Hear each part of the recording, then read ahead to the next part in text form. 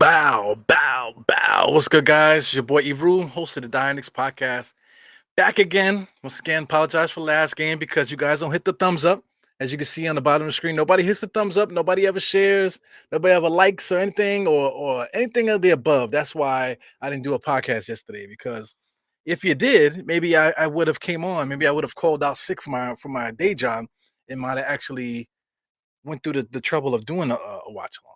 So listen, man, hit the thumbs up before we get started. I know you see it at the bottom of the screen. At some point of the show, please hit the thumbs up because, like everyone says that runs channels on YouTube, they say that it does help out the show, and it does. It helps out from the algorithm. You know what I'm saying? To get the show pumping so other people can see it. So I mean, don't be stingy. If you enjoy hanging out with me, enjoy listening to me talk all this nonsense. If you enjoy the play by play, and all this other stuff that goes on this channel. You know what I'm saying? Please hit the likes, hit the thumbs up, share it. You know what I'm saying? If you feel nasty, and subscribe.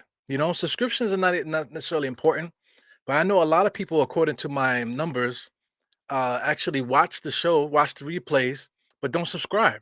So it's like people are coming back to watch and coming in to hang out and stuff, but for some reason don't hit the subscribe button. So listen, man, that is the very least that you could do. It really doesn't do anything to your channel, doesn't do anything to your name. I know a lot of people that, I don't know why people do that because I used to do it too. I was like, man, fuck that. I'm not subscribing. I watch the show anyway. So they got my view. You know what I'm saying? But listen, like, if you support the channel, please hit the thumbs up and subscribe, guys. So I don't usually do that. So that's the first time I've done that in a long time, man. So I figured since I'm not coughing as much as I was, my energy fills up. We could do it, man. So listen, I know you saw the intro, right? The intro it features the famous meme of that cartoon character in the room with the room burning, and everything is fine. Yeah, everything is fine. We're playing the Cleveland Cavaliers. So ironic that right now the fan base is absolutely done with Tom Thibodeau. It took people long enough because I remember last year it was the whole company man conversation. Even the beginning of this year, we were talking about the whole company man stuff. This offseason, we was talking about that a lot. Company man, company man, company man. And it's just annoying. That's all. It's just annoying to wait till like the whole bottom drops out on the team and everybody figures it now. So now everybody's saying the same thing. Oh, fire the coach. Listen, man, it's nothing different that we're doing this year that we didn't do last year. you know, it's the same offense, the same stuff is happening. A lot of people they putting certain players on pedestals, but now that there's more people that don't care anymore. We already paid RJ. RJ's going to get paid. He's going to get his first contract for his under this new deal next year. So this year he only makes 10. But a poison pill, we can't trade him if we wanted to until the off season. We could trade him this season, but it'll have to be so much different things we would have to do just to make it work. You know what I'm saying? But a lot of people don't want to trade him. I don't necessarily want to trade RJ neither. You know what I'm saying? It's all about getting another coach in here, maybe another regime. As I'm finally getting to the tip right now, Mitch Robinson wins another tip, tips it out to Julius, tips it out to Brunson. So I think that's becoming like a ritual there, where Mitch wins and then Randall has to touch the ball before the point guard gets it.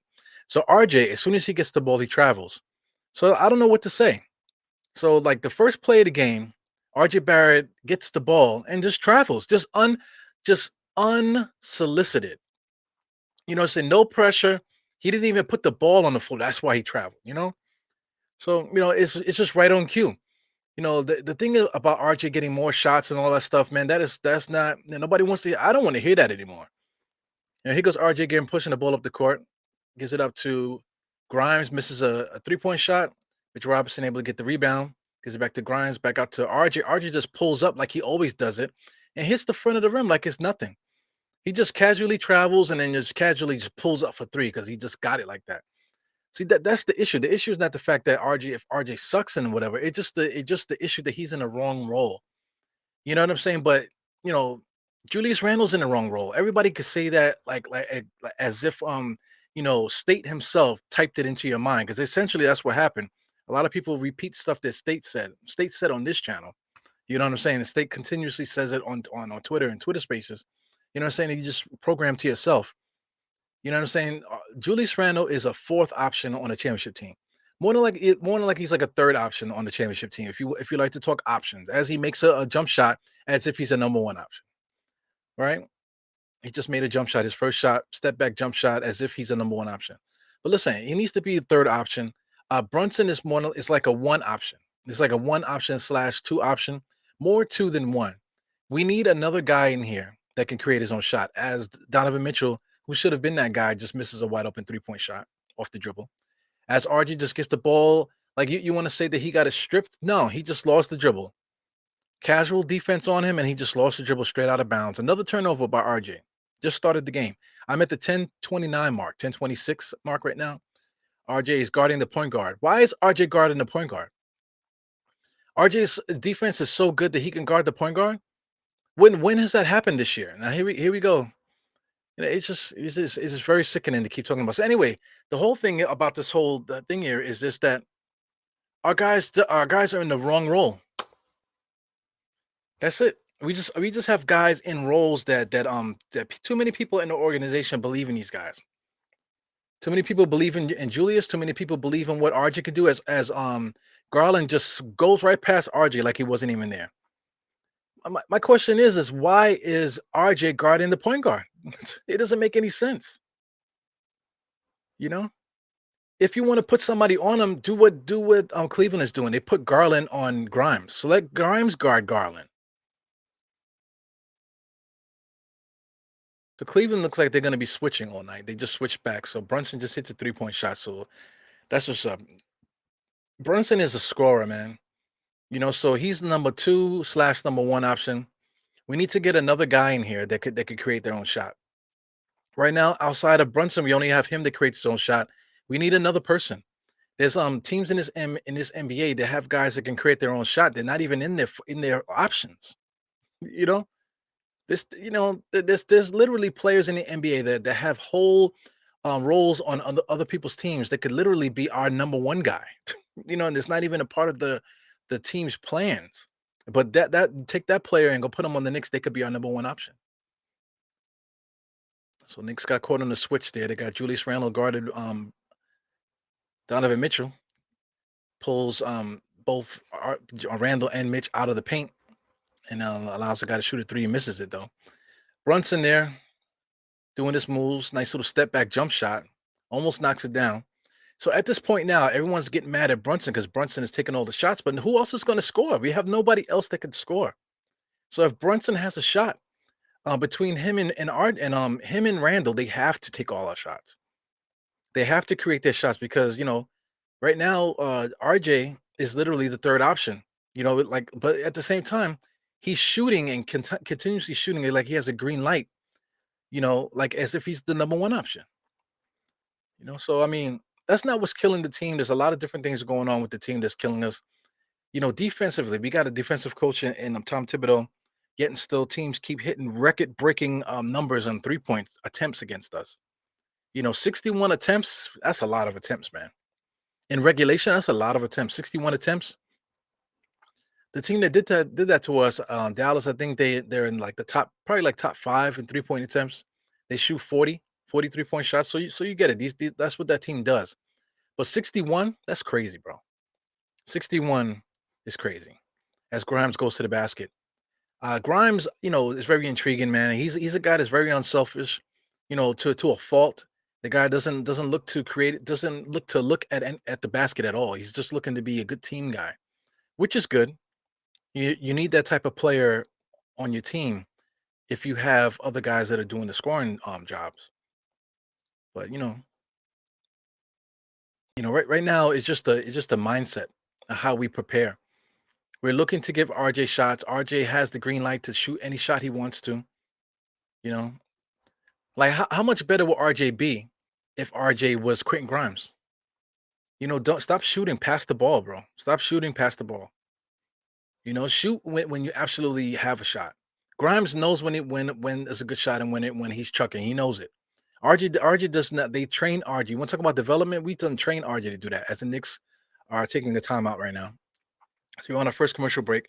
7-7. We're gonna get into the Knicks and stuff, but the state of the Knicks is real, man. We gotta really get into the nitty gritty of what the problems is with this team. Coaching fired a coach. Okay, cool. I'm with that. You know what I'm saying? But we can't just go out here and be like, okay, get rid of the coach now. Let's give RJ more shots. Or let's feature RJ now. Let's get the offense somebody else in here that's gonna hold Julius Randle accountable. But in the meantime, we don't need to hold RJ Barrett accountable. You know what I'm saying? It's crazy. Like we need wholesale changes, man. We need, like it sucks to fire the front office. Okay, cool. We fire the front office, get another regime in here. But if we get another regime in here, like I'm trying to say, we can't have a regime in here that believes that RJ should be a number one guy. But outside of this organization, I'm not sure if there's anybody in the league that would agree to that. They would agree that RJ is going to be the guy. But at the same time, the front office, you want talking about the management, the people that sign the checks, like Mr. Dolan, like we done paid RJ already. They're gonna want an explanation of why the previous regime, which is the current regime, signed RJ to this money if he wasn't worth it. You know what I'm saying? Because I mean, he's definitely not worth the money. He's definitely not worth the contract that he signed. But at the same time, it's competitive. It could be moved. So we could move from RJ. The potential tag is still there. Another team might think that RJ has that potential to be something. You know what I'm saying? So the potential is there, but the next regime, we can't bring like a regime in here that believes in any of the players that we have. It's especially in the current role, that we have them in. Absolutely, we just need to make a change. You know, like what I'm saying here is like say like right now, like I said, Brunson is a second option. You know, Julius Randle's a third option. 20-point a game score, third option. Could create his own shot a little bit, but we don't really necessarily need him to do that. So we need to get that top guy that could do that. It's possible for us to be able to do it. RJ at this point is a fourth option, fourth, fifth option. You know what I'm saying? But we already got guys like Quentin Grimes. We got guys like Mitchell Robinson who could be the fourth and fifth option. So, the answer is to me is clear enough that we need to do something about making a trade to get that option. If you don't like Julius Randle, that's on you. So I mean, we could literally trade Julius Randle and do the same thing that I'm saying because Julius Randle and RJ make the same money. Give or take a few $1 million, they basically make the same money. RJ makes more than Julius right now. You know what I'm saying? But we could trade Julius Randle if that makes you feel good. But at the same time, it's not like that it makes RJ the number one. Like we shouldn't trade Julius thinking that RJ is going to be the number one now. No, RJ is still the third option. If Julius is gone, then RJ is the third option. We still need to get that number one guy here. You know. So I mean that's it. That's really it for me, man. Quentin Grimes, if you want him to be the two guard, if the Knicks want him to be the two guard, okay, fine. Let him be the two guard with Brunson. It works. Okay, but that next move, man, we need to get another player here. We need to get somebody else here. Whether it's Julius, we need to trade Julius. We need to get rid of Julius if that's what you want. I'm with it. I don't care about Julius. The Knicks are back now. Cleveland Cavaliers got the ball and they just beating the shit out the rim right now. As the Knicks come up the court, RJ's coming up the court here like a cripple. Just looking for the pick from Mitch Robinson. Throws it to Julius Randle's shoes, but Julius Randle is able to get it. Julius Randle's going one-on-one here against a guy that's like double his size. He's being triple teamed. Interior pass to Mitch Robinson, and Mitch Robinson dunks it in there. Makes it way harder than he need to, but he still gets the point. Garland bringing up the ball here, being guarded by RJ. It just doesn't make any sense. Why do we have RJ there if Garland could just sail past him? How many times has Garland just sailed past RJ like it's nothing? There goes Brunson to Mitch, back up to RJ. RJ passes off on Brunson, gives it to Julius. So now he goes. I don't know what's going on here. So after all of that passing up on players, then Julius Randle just shoots a 3-point shot. He goes Garland. Now Garland's being guarded by the correct person. Brunson's guarding him. If you're afraid that Brunson is gonna get himself cooked, then let him get cooked. You know, let him get cooked because RJ's cooking him too. Out of bounds there. It's gonna be Cleveland's ball. So that I mean that's the game right there. We definitely need to get rid of either Julius or RJ. Like in my opinion, both of them could go. We already have all the role players that we need. Julius and RJ, they both got to go. My man quickly is jumping up and down. People keep talking about his defense is so good. Cool. IQ is trash. IQ is trash. There's nothing you can say good about IQ that oh, I will never trade him or anything like that. No, there's like I don't understand anybody that would say any of these players are something that we need to keep. We can't get rid of him. No, he's our best defender. Like, what are you talking about? You know, like what is IQ doing that Grimes can't do? If we're talking about, oh, he's our best defender. So if you're worrying about defense, then we got Quentin Grimes that can literally take over for IQ. If you're only talking about defense, IQ's offense is not that good. He's erratic. Look at him right now. What is he doing? Grimes, elite, first step, and Quentin Grimes has to pull up and just launches the 3-point shot, misses everything, shot clock violation for the Knicks. So I mean, listen, IQ just now was running the offense just now. Nothing was happening. Got trapped, got stuck in the paint, not even looking at the rim. We could if you're worried about that, then Brunson could literally not what's the name? Deuce McBride literally could do that for his whole career. He literally could drive to the paint, spin around, and mess up the offense just like IQ. He could literally do it just like IQ.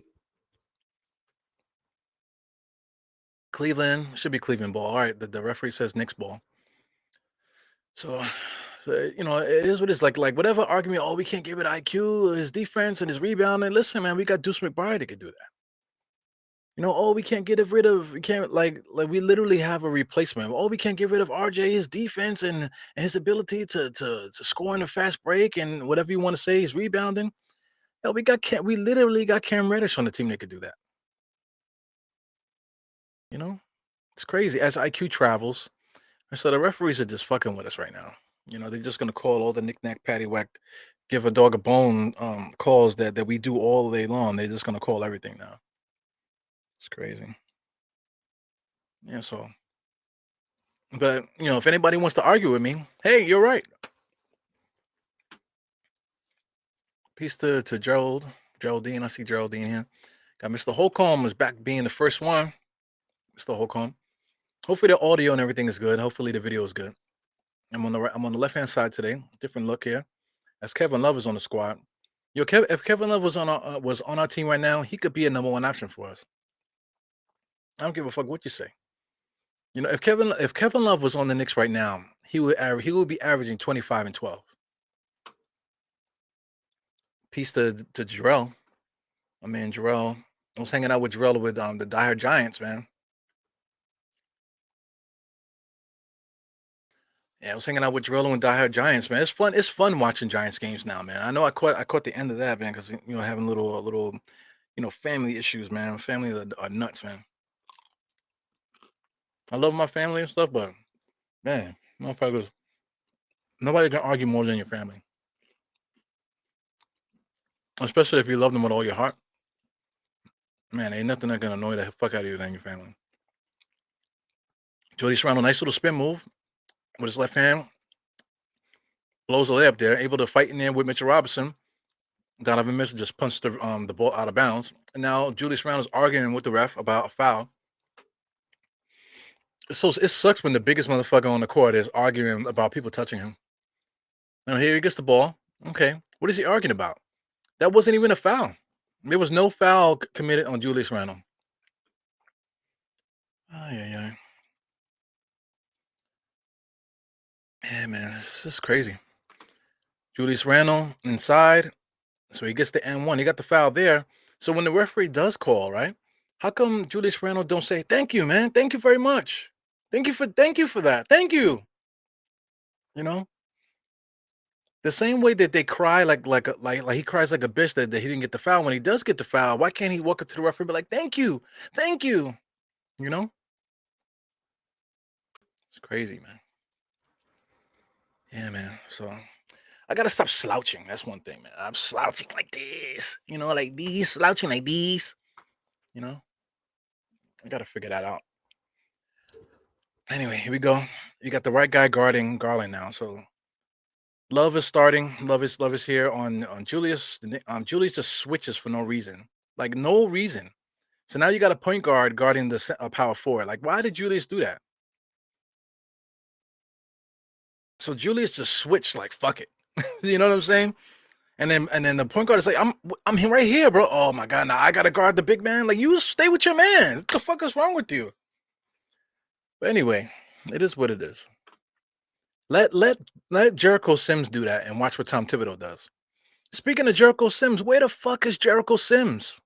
How come Jericho Sims is not playing anymore? Just don't get it. So to Geraldine. Geraldine is the queen of all freaking all Knicks content, man. Biggest supporter of all channels and stuff. Definitely appreciate Geraldine. Unbelievable. We're gonna have to draft a number one guy. Yeah, I'm with it. I'm with it. Whatever we do, we're gonna just have to do it. Whatever that is. Draft a number one guy. Right now, if the season ended right now, we would have I think two draft picks in the lottery, if you count the Dallas pick. Let me take a look at that right now. So I'll just go to Tankathon just to keep it funky. And let me just do it on my phone just to prevent any problems here. So I'm gonna just casually take a look at Tankathon right now. As the Knicks are up right now. Knicks are up 15-9, which is incredible. Because Cleveland Cavaliers, if you look at their roster, what do they have? They're too slow. They have a lot of big men. They're too slow. They probably need to make a trade themselves. You know what I'm saying? They probably need another. They don't have really a true number two guy. Garland. I guess Garland is their number two guy, but they need that third guy. They don't really have a third guy. They have a lot of talent on their roster though. They have guys that potentially become something in a couple years. You know what I'm saying? So I guess they might be stuck, but they can use some veteran help there. You know what I'm saying? Let's say for Cleveland, if Cleveland was to make a trade for Bogdan that's on Detroit, what is he doing for Detroit? Nothing. So if the Cleveland Cavaliers was to trade for a player like that to have as their third option guy, because you Donovan Mitchell's the number one option, and you got Garland as the number two, and then you have Bogdan coming in as the third option, but then they still have their big man and all that. They still have other players that they can use. That's something that works for them. That will help them out to give them that extra scorer, somebody else that they can lean on from time to time. That's somebody that will help their roster, their squad out. You know what I'm saying? But they're still 15-8. Well, there's nothing I can really say about that. So let me get this Tinkathon thing going. Yeah. So right now the Knicks are in eighth right now, according to Tinkathon. They're in eighth, and then Dallas is number 13. So we literally got two lottery picks this year. As the Knicks, like I said, are in eighth currently, and Dallas are basically 13. Two lottery picks. Now listen, do we need to get the first pick, second pick, third pick? Listen, we had the third pick and we drafted RJ. So we can't afford to draft another RJ, another guy that we hoping to be the guy and he's not. Like, we can't afford to that again. If we go down in the history of the draft and like there's been players all up and down the draft that's done things. Shout out to KP. KP wasn't a third pick or whatever the fuck KP was. I forgot what KP was, a fourth pick or something like that. Whatever KP was, he wasn't the number one pick. We could have easily drafted Okafor that year. Jahlil Okafor. Can you imagine that? So, it's not a short thing with all these prospects and stuff like that. It's definitely not a short thing. Look at Kaminga. Kaminga got drafted to the Golden State Warriors. Does that mean if he was on another team that he would be a 20-point a game scorer? That's to be seen. That's still to be seen because he's still on the NBA team and he hasn't really shown that he could be that guy. But earlier on, Kaminga was one of those guys that they were counting on to be that the next player. Golden State ended up with him, but look what happened.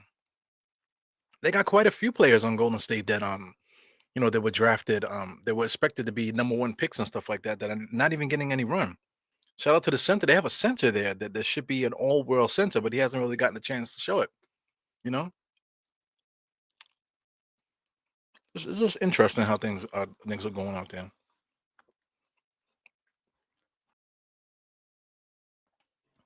So I'm taking a look at Tankathon mock draft right now. Of course, Victor Wanabam. It's still possible that the Knicks can get him because we would have to win the lottery. We got two chances. We got the eighth pick and the 13th pick currently right now. If everything stays the same, eighth pick and the 13th pick, we will have two chances to get him. As the Knicks are up by 10, 21-11, Cleveland Cavaliers came into the game here kind of flat. As Karis LeVert drives the lane there, I was able to get the score. So I mean, Hartenstein definitely look like he's hurt, man. He's walking with his shoulders out like that. He could be having some kind of problems in his lower back or whatever. He definitely said he had an Achilles injury. He hasn't really played that much minutes, but he looks completely exhausted right now. It's interesting. So I mean, let's say if the Knicks was to draft right now, they got according to Tankathon, they got us drafting Carson Wallace from Kentucky, and then got us drafting a center, Kalel Ware. So Superman from Oregon, Kalel Ware. They got him. There's quite a few other players. They got Derek Whitehead. This they got him drafted at 14. As RG drives to the lane there, no lift. Guy behind him just blocks a shot, but then they say out on the Knicks. It's very odd. So I mean, some of these other guys down here in the bottom here, we might be able to grab a player down there. It's not necessarily like oh, we have to draft top 3 or top 5 or else we're not going to get a player. That all remains to be seen, and I don't really don't want to talk about that, Geraldine. You know, but at the same time too, like this year we're probably going to be right there again. Two probable lottery picks probably, and then we're gonna have to do it again and see what happens. Hopefully we win the lottery this time. Hopefully we move up, and get lucky enough to get one of those guys. Wouldn't that be funny? That would be so funny if the Knicks miss the playoffs and then we freaking win the lottery. And then we get Victor Wanabam Bam Bam, you know, we get that dude Victor or Scoot Henderson, or Brandon Miller or Amen Thomas. We get one of those guys. Imagine that. So here's the thing. Here's the thing here, right? Let's say if we drafted Brandon Miller. If we drafted Brandon Miller, then I want RJ Barrett off the team. You know what I'm saying? Like if we draft Brandon Miller, then or what the fuck do we need RJ for? At that point it's like, okay, bye RJ. Same thing with Victor. If we get Victor here, then somebody got to go. Somebody got to go. RJ's not going to be the second option to Victor. He got to go. We're going to have to like flip the script. But why we gotta wait till we win the lottery to flip the script? Regardless, something gotta happen. Yeah, man. So I mean, I got to get my bars out. I got to get my bars out because I haven't been able to do like slight, my other pods and stuff like that to break down certain thoughts that I have in my head. So I'm like using this first quarter to do that. As the Knicks are up 23-16. Um, as I'm talking and watching the game, are the Knicks dominating Cleveland in any way? Are the Knicks locking them up? Or is it more so like Cleveland didn't really get it going yet? I don't think anything the Knicks are doing is stopping Cleveland. You know, it's interesting. So anyway, I didn't fix this. Let me fix this. Get the score going properly. Hopefully it works. So NBA.com is always fucking with me. Cleveland.com setting up. Nope, it's not working. So we're gonna have to put these guys on hold here. Get rid of those guys. Make myself nice and big. Nice and big. Move me back a little bit so you can see the background. Got my nice little tight shirt. This shirt I've been rocking for a long time. Been washing it. Freaking logo is all stuck together like a like a freaking like a snot rag. I'll say snot rag. I was gonna say something else like a snot rag on together there. But let's get some proper scoreboard. Let's get a proper scoreboard here.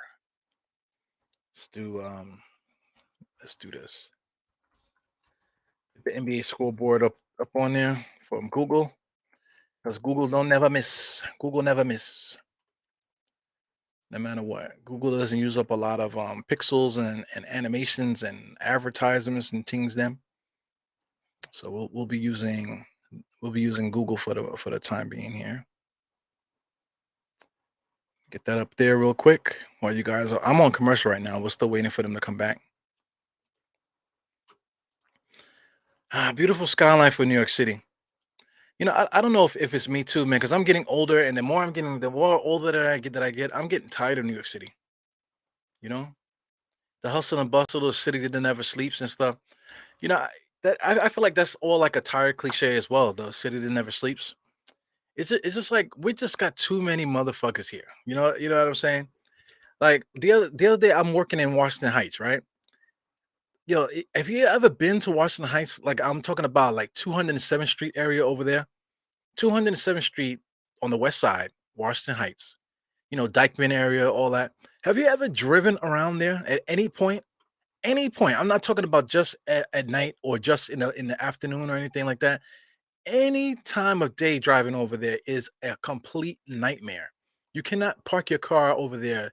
If you really needed to, you can't park your car over there. They double park their cars all night long. You know what I'm saying? There's always something happening over there. There's too many people walking around, a lot of jaywalking, a lot of people double parking, a lot of people making U-turns when they shouldn't. It's crazy. It's just really crazy. And it's still as you walk around, there's construction everywhere. They're constantly building new stuff. They're not adding infrastructure. They're just building more buildings, more people to live there. It's crazy, you know? Shout out to 71st Street. My sister brought to my attention 71st Street in Continental. You know that store that's literally right outside the train station that everyone goes to? It's a smoke shop. Yeah, people go there to play lotto. People go there to get their cigarettes and stuff like that. And they get their drinks. They got the MTAs right there. The bus stop is right there. It's a busy corner. Literally, there's a precinct like not too far from there. Long Island Railroad is right up the block. You know what I'm saying? It's like the Queens Boulevard is literally right there. So it's like one of the most major like intersections in all of New York City. Why does somebody rob them in broad daylight? How the fuck did they get away with that? There was so many people around there, so many cameras. Even in the store, if you're standing in the store, they got cameras all over the place.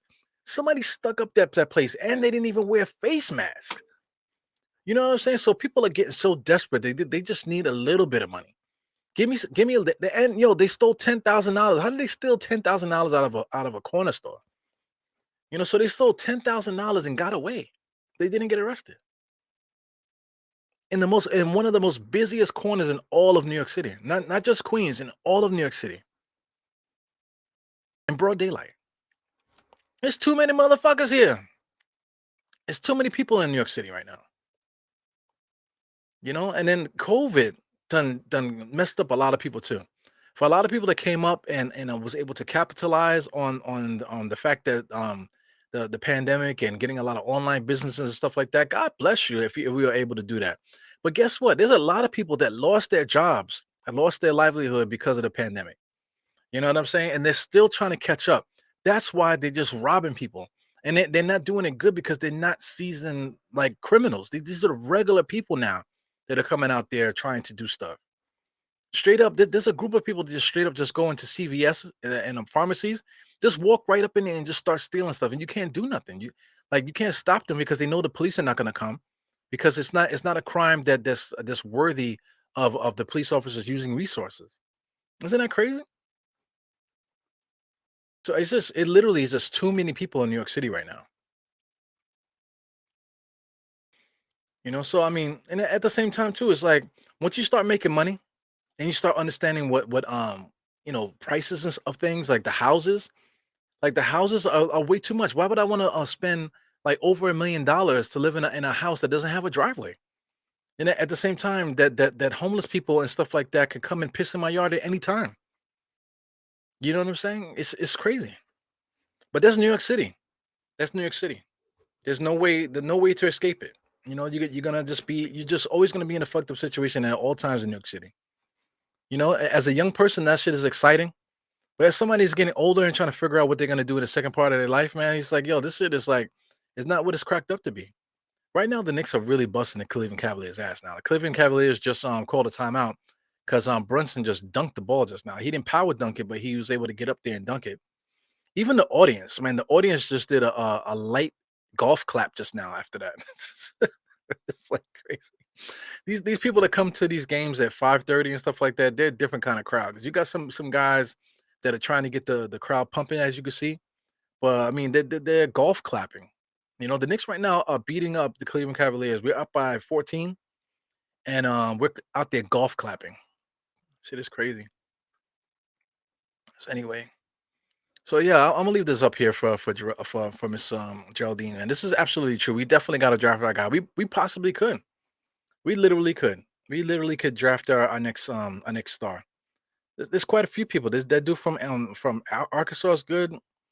Anthony Black. There's this guy Jarvis Walker. I've seen him play from Houston. He's pretty good too. You know, it's quite a few. Derek Whitehead. A lot of people don't like. He's like more like a He's not really a go-to guy, but he's gonna be a good player. He's playing for Duke right now. You got quite a few really good players that we could pick up in this draft. We got 2 picks in the first round. We got 2 picks in the first round and a couple second round picks too. So I mean, we definitely could pick up a nice player this, and we should. We absolutely should. Because there's nobody on the bottom of our bench that we need to keep, then we need to hold on to. We can't draft this guy because we got that guy. That was the shit that we was talking about last year. So no, we already got Deuce McBride. So why we need to draft a point guard for? So that's what our front office believed. And we didn't draft anybody. We're gonna sign Mitchell Robinson. We already got Jericho Sims. So why keep Jalen Duran? Why keep him if we already got guys in the fold that are good that are waiting? I get it. You know what I'm saying? But now we at a point now that we got guys like Ryan Archinardo that's just taking up space. You got Svi. Why is he here if we're never ever going to use him? It's not like we have a squad that's kicking ass. As we're up by 14 against the Cleveland Cavaliers, right? It's interesting, man. But definitely, man, the draft is going to be super important. We definitely going to have to draft well this year. We can't afford to have like a bum. It has to be somebody that not necessarily could be a star. I get it. We definitely need a star, but we don't necessarily need that star. We just needed somebody that can come in here and be a rotational player. A starter. It'd be nice to get a starter in the draft on this draft coming up. We see what my man Hartenhelmer or whatever his name is, Hartenheimer. Uh, Not sign Robinson, but rather to sign Bobo. It's too late because they already signed. Yeah, Bobo would have been a nice player to try to get. If you look at Bobo, I mean, Bobo right now, right? Yeah, listen, if Bobo was on our team, he would be our leading scorer. How could you if Bobo was on our team, how could you deny him the ball? Like you would have to let him play if he was on our team. Bobo could be our leading scorer right now. You know, I don't know how you don't give the ball to Bobo if he's out there. If Julius is there and RJ, I would rather give the ball to Bobo. To tell you the truth, you know, Knicks are playing good defense, not for nothing, man. Good team defense. Kind of like I wouldn't say it's a zone, but we're definitely communicating way better on defense here. I don't know if it's because they just have a bigger team that don't really move laterally well. They're long, but they don't really move laterally. So I mean, quickly just got a nice little move there, nice little hook, undercut layup there. As RJ steals a pass and he can't see out his left eye. Brunson was open, so RJ's asking for a screen and then spins backwards towards the screen. Because he's a fucking idiot. So now they're gonna play a 2-man game as if RJ is him. Oh, a big waste of time there. And then look, RJ is just throwing his arm around, and the referee looking for the referees to call a foul. Listen, man, you suck. You know what I'm saying? You suck. That's it. He goes quickly making his layup there. They're showing a replay. Good move there. That's the move that he should be doing all day long because that's something they keep giving it to him, and he keeps going to that. So that's something that should be patented for him. RJ's guarding. Yeah. Obi Toppin's guarding. Mitchell Robinson grabs a rebound. Brunson's dribbling, stops, fakes, looking for somebody to pass to. IQ is telling Brunson to get out of here so he can run some offense. Crossover into the paint. Didn't pass it to nobody. Mitchell Robinson was standing there open, boxing out somebody. Here goes RJ. RJ just travels.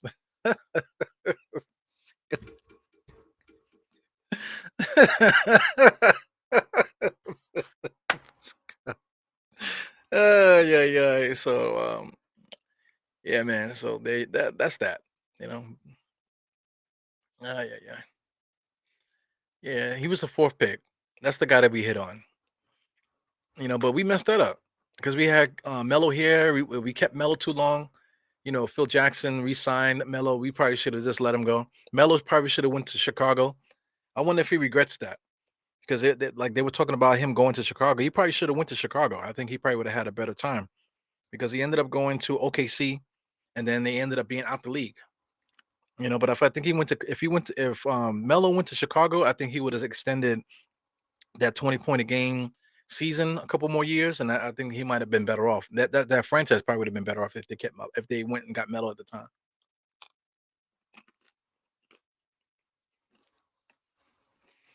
And then we probably should have kept KP, and we probably should have built around him. Hindsight is 2020 because if you look at it, we still won that trade. It took KP a little while to get himself together. And now he's on the Wizards, and he found a new team. So now he's actually playing really well with the Wizards, and they got something going on there too. They're actually winning this year over there with Washington. So I think that's what's up too. So listen, no hard feelings. He goes off to another team. He went to Dallas. They didn't really have a good time in Dallas, but he turned into he turned that into something special. So he finally found his new team in Washington. So Cleveland Cavaliers ain't got shit going there. Mobley just tried to do a hook shot over Mitchell Robinson. That shit had no chance of going there. RJ keeps driving, and they call it travel. Listen, man, RJ's getting mad, but stop traveling, fam. What? Why you get mad at the referees? You travel. Look, dribble one, two. Look. He jumped himself. Yo, literally, RJ just drove into two players. Like, God, please help me, because he wants the referee to call a foul. So I mean, the referee is watching. You travel, fam. You travel. You didn't have no offensive motion. You weren't trying to score. You just threw yourself in the pack, hoping to get a foul call.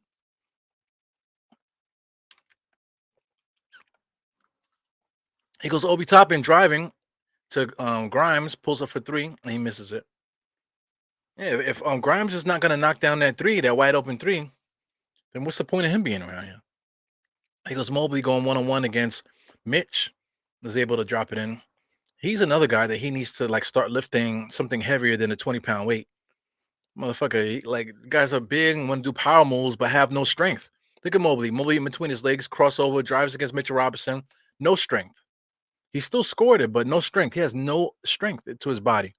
Because all these guys are doing are working with these freaking rubber bands and stuff like that, you know, doing all these little trickery moves that they do in Planet Fitness and Blink Fitness and all these little fitness places. Got them doing these cute moves and stuff just so it could look good on the resume for the trainer. This motherfucker's not getting strong anymore. Look at Mobley. Skinny as hell, man. Fake. Brunson going 1-on-1. That's all the offense we got. Just Brunson going 1-on-1. He goes Seti Osman. Seti Osman goes right to the bucket, man. Who's better, Seti Osman or RJ Barrett? Who would you rather have, Seti Osman or RJ Barrett?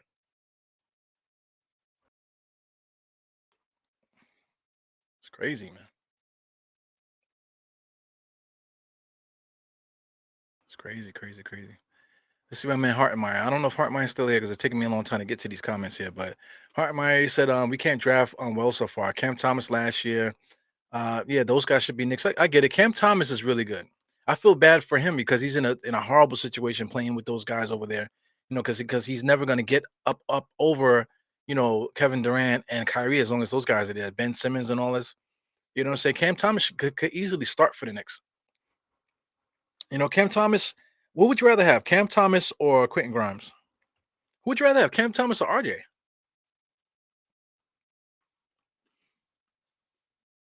Put Cam Thomas in a position that RJ is constantly in. And Cam Thomas will probably be better for us. RJ's working hard though. I'm not gonna. I can't completely trash him. RJ's working hard. That's one thing. Like he's not one of those guys that are not working hard. RJ's working hard.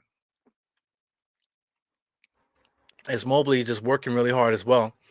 Mobley definitely needs to get stronger.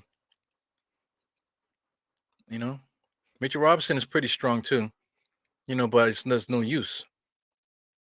If Mobley can get his body to look like with the way Mitchell Robinson's body looks now, then Mobley will be a freaking beast. But he'll get there. Shout out to Karis LeVert. Who would you rather have, Karis LeVert or RJ? They're the same player. Karis LeVert might be a little bit quicker going to the basket, more reliable, and that type of thing. Here goes Seti Osman. Like Seti Osman got a nice little steal as it goes to the basket, dunks it in there. So I really like Seti Osman. Seti Osman and RJ. What's the difference? Ay, ay.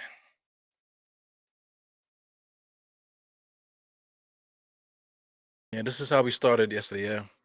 So I mean, right now, Cleveland Cavaliers, they're basically like they got 16 points in the first quarter. We only scored 23. So it's really at the pace of the game. The pace is kind of messed up. So that's messing us up a little bit. Cleveland is starting to play a little bit more tougher as Brunson gets poked in the eye, but it's still 18 to 15. So Cleveland Cavaliers are definitely playing behind the eight ball. But there's a tale of two halves. Like I said, the Knicks have had that third quarter of doom for the longest time, man. The third quarter of death. I call it the third quarter of death. I guess doom is a little bit better because death is so final. But it's almost becoming like a final finite thing. Then in the third quarter, the Knicks are going to come out flat, and the other team is going to come out stronger. So we'll have to see. Right now, surprisingly, the Knicks are dominating Cleveland in the rebounding department. That is crazy. 30 to 12. We'll talk about that at the halftime. But that's crazy, man. And Brunson definitely getting physically harmed there. But I mean, as a player, if you're getting scraped, right? Right now, Cleveland is getting scraped. So Karis LeVert, yes, punch Brunson in his head, poke him in his eye, and all of that. Do all of it. You're not trying to hurt him, but at the same time, Brunson is kicking your ass.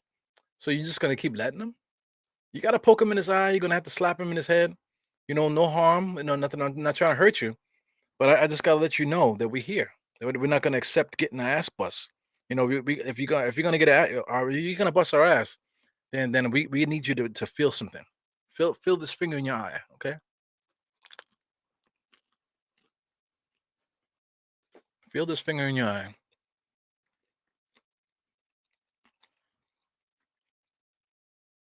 So shout out to Hartenheimer. He's really hanging out with me today. I'm usually not expecting New York to win, even though I'm rooting for us. Cavs resting some players. Yeah, back to back. Thank God for back to backs, man. Because we got embarrassed the last game. I think everybody just took the wind out of everybody's sails that first game. That's why I'm not really talking about the game so much. Not really doing a lot. I usually do a lot of play by play and stuff. Maybe I'll do that in the third quarter. But the wind got blown out of our sails so badly the last game that like a lot of us don't even care anymore. As Mobley's starting to get his touch, Mobley's not going to be ready yet. Mobley has a lot of skills. You can see it, but he's not ready yet. He definitely needs to get stronger.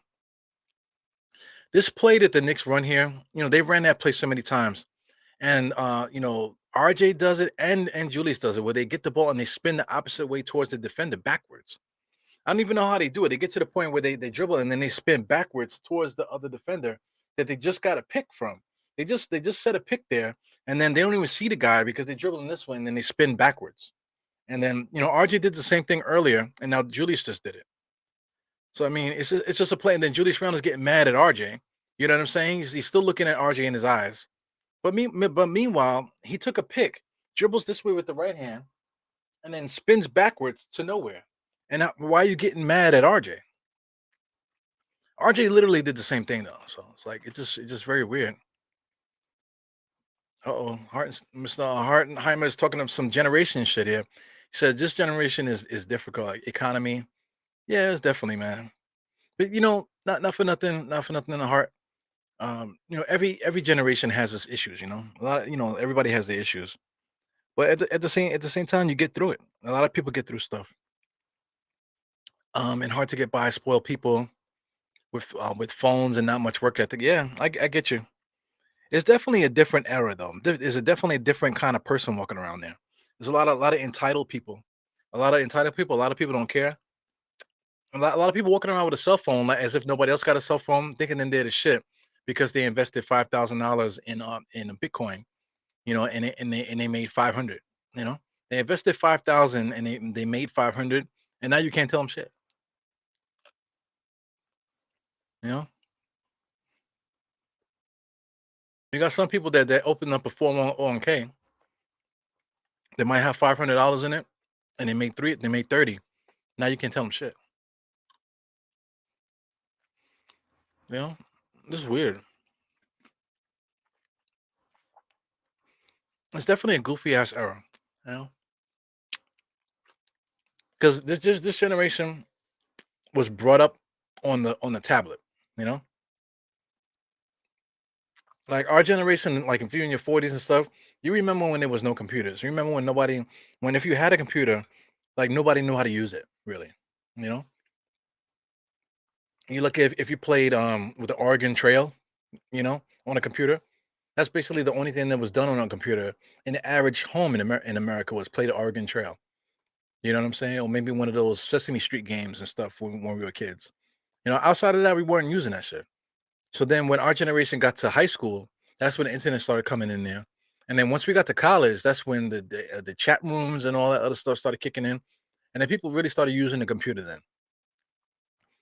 Shout out to the smartphones started coming around like the early 2000s and started like maybe like 2010 or so when it started really going crazy. The iPhone came out and all that. So like we remember the beginning of all those things, you know what I'm saying? So like it just the information is out there. So now it just made everybody stupid. So like anybody could pull up anything at any time. So just like Kyrie, Kyrie can Google something and all of a sudden now he's could call himself an Israelite. You know what I'm saying? So it's just it's just weird all around. Nobody can do the work. People say, "Oh, do your research." Do your research means Google it on your phone. You know what I'm saying? Nobody wants to. It's just a very odd era. I agree with you, Mr. Hartenheimer, Hartheimer. You know, it's just a very weird time that we're in right now. Oh, it's got a kid from Pepperdine. Let's see what you're talking about here. As Cleveland is coming back now, Cleveland really has the momentum there physically. Mobley setting the tone inside with his post ups and stuff. Shout out to Karis LeVert that put the beats on Brunson. Shout out to RJ and Julius Randle that's making all kind of stupid ass mistakes. I feel like RJ messed up and left Julius Randle open in the corner. You know what I'm saying? Julius Randle's yelling at RJ for not looking and stuff. But at the same time, now look, Cleveland Cavaliers got a whole lot of momentum right now. All of a sudden, they're a little bit more bouncy. The Knicks are the team that's looking for help now. Mitchell Robinson's looking to give it to Julius, comes around the pick. Julius doesn't know to just stop there. Now he's just standing there. Gives it to RJ. RJ comes into the paint, almost gets to the same spot, just blows the layup. Like, God, Jesus, take the wheel. Please, something happened. Just totally airballs a shot. Had no chance of going in. So that's where we are right now. So let me look at this dude from Pepperdine that Geraldine's talking about. So I'm looking up Tankadon. I'm just using my phone, like I said, because I got the mock score up on the screen there. It says 46-40 right now on that screen, but that's wrong. I think Cleveland is 43 right now. Yeah, because Garland just hits a three, so it's actually 43, 46-43. So that'll change in a second. But let's look up Pepperdine. Who's this kid from Pepperdine?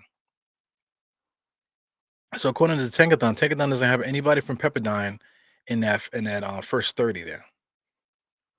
So I might have to pull up a different app here. I don't see anybody from Pepperdine here. So I'll Google that in a second. As Brunson pulls it for three in the corner, he misses it. Garland gets the rebound, kicks it out. No, excuse me, another dude that looks exactly like Garland just grabbed the rebound, but he's going to the corner there. Got Donovan Mitchell just dribbling the ball out. So we got 20 seconds here in the second half, in the first half here. So it looks like we're going to be stuck 46-43 as Garland pulls up for three as a 10-second mark. Here comes Julius. Julius is pushing the ball up. Um, Julius gets, I mean, I don't know. RJ just gets the ball. It just died in midair and just dropped. So that was really very a rough first half to watch.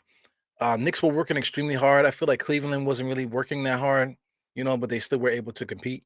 I think that the Cleveland showed you the team that there are towards the end of that second quarter. So that's something to worry about this third quarter. So that means that Cleveland, was fooling around the first half of this game. I think the second half you're gonna watch Cleveland. Cleveland's gonna come on to the team that they're supposed to be. So while we're doing that, let me see if I can get this dude from Pepperdine here. Let's try NBA. I want to try NBA Draft.net. Let's do NBA Draft.net really quick and let's see what they're talking about here. Because I'm interested on this kid from Pepperdine. So we literally are in halftime. Shout out to the NBA scoreboard. NBA scoreboard is still not up to date here, but it's definitely 46 to 43. Coming into halftime there. So the Knicks are up by three. Like I said, we're in danger, man. It's just the way that the energy of this game just doesn't look right. So we'll definitely have to see what's going on there. So let's drop this. Let's drop them and let's get the NBA scoreboard up there. So this is the quarter thing here. We're talking about 16 points in the first quarter for Cleveland, 23 for the Knicks.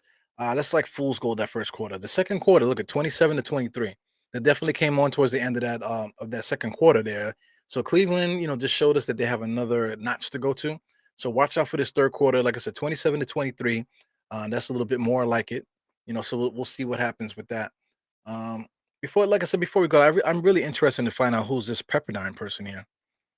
So I mean, I don't know what's going on with this internet here, but for some reason, let's get into this draft. I click NBA.net and then they show the draft.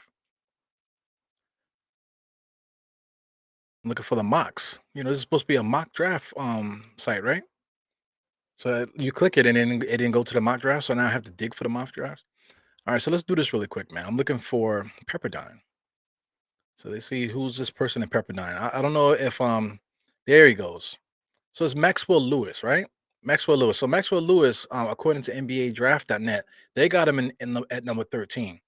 So listen, if you like Maxwell Lewis, man, let's talk about some Maxwell Lewis. I'll get some highlights of him, and then I'll take a look at Maxwell Lewis because I mean, if he's going to be at number 13, and if he's good enough, he might actually move up. Right now, according to NBA Draft.net, we're at number 11 to 13. So if we get the draft pick 11 or 13, and Maxwell Lewis is available, then why not? So let's get into this halftime stuff here. Let's do the game charts as always. Nothing exclusive that I'm doing here. A lot of people do the same thing. Shout out to Sim. Sim uses NBA.com too when he puts up his stats. Cleveland Cavaliers stat sheet there, or shot chart there is on the left hand side. They missed a lot of in between stuff, a lot of shots at the rim they scored.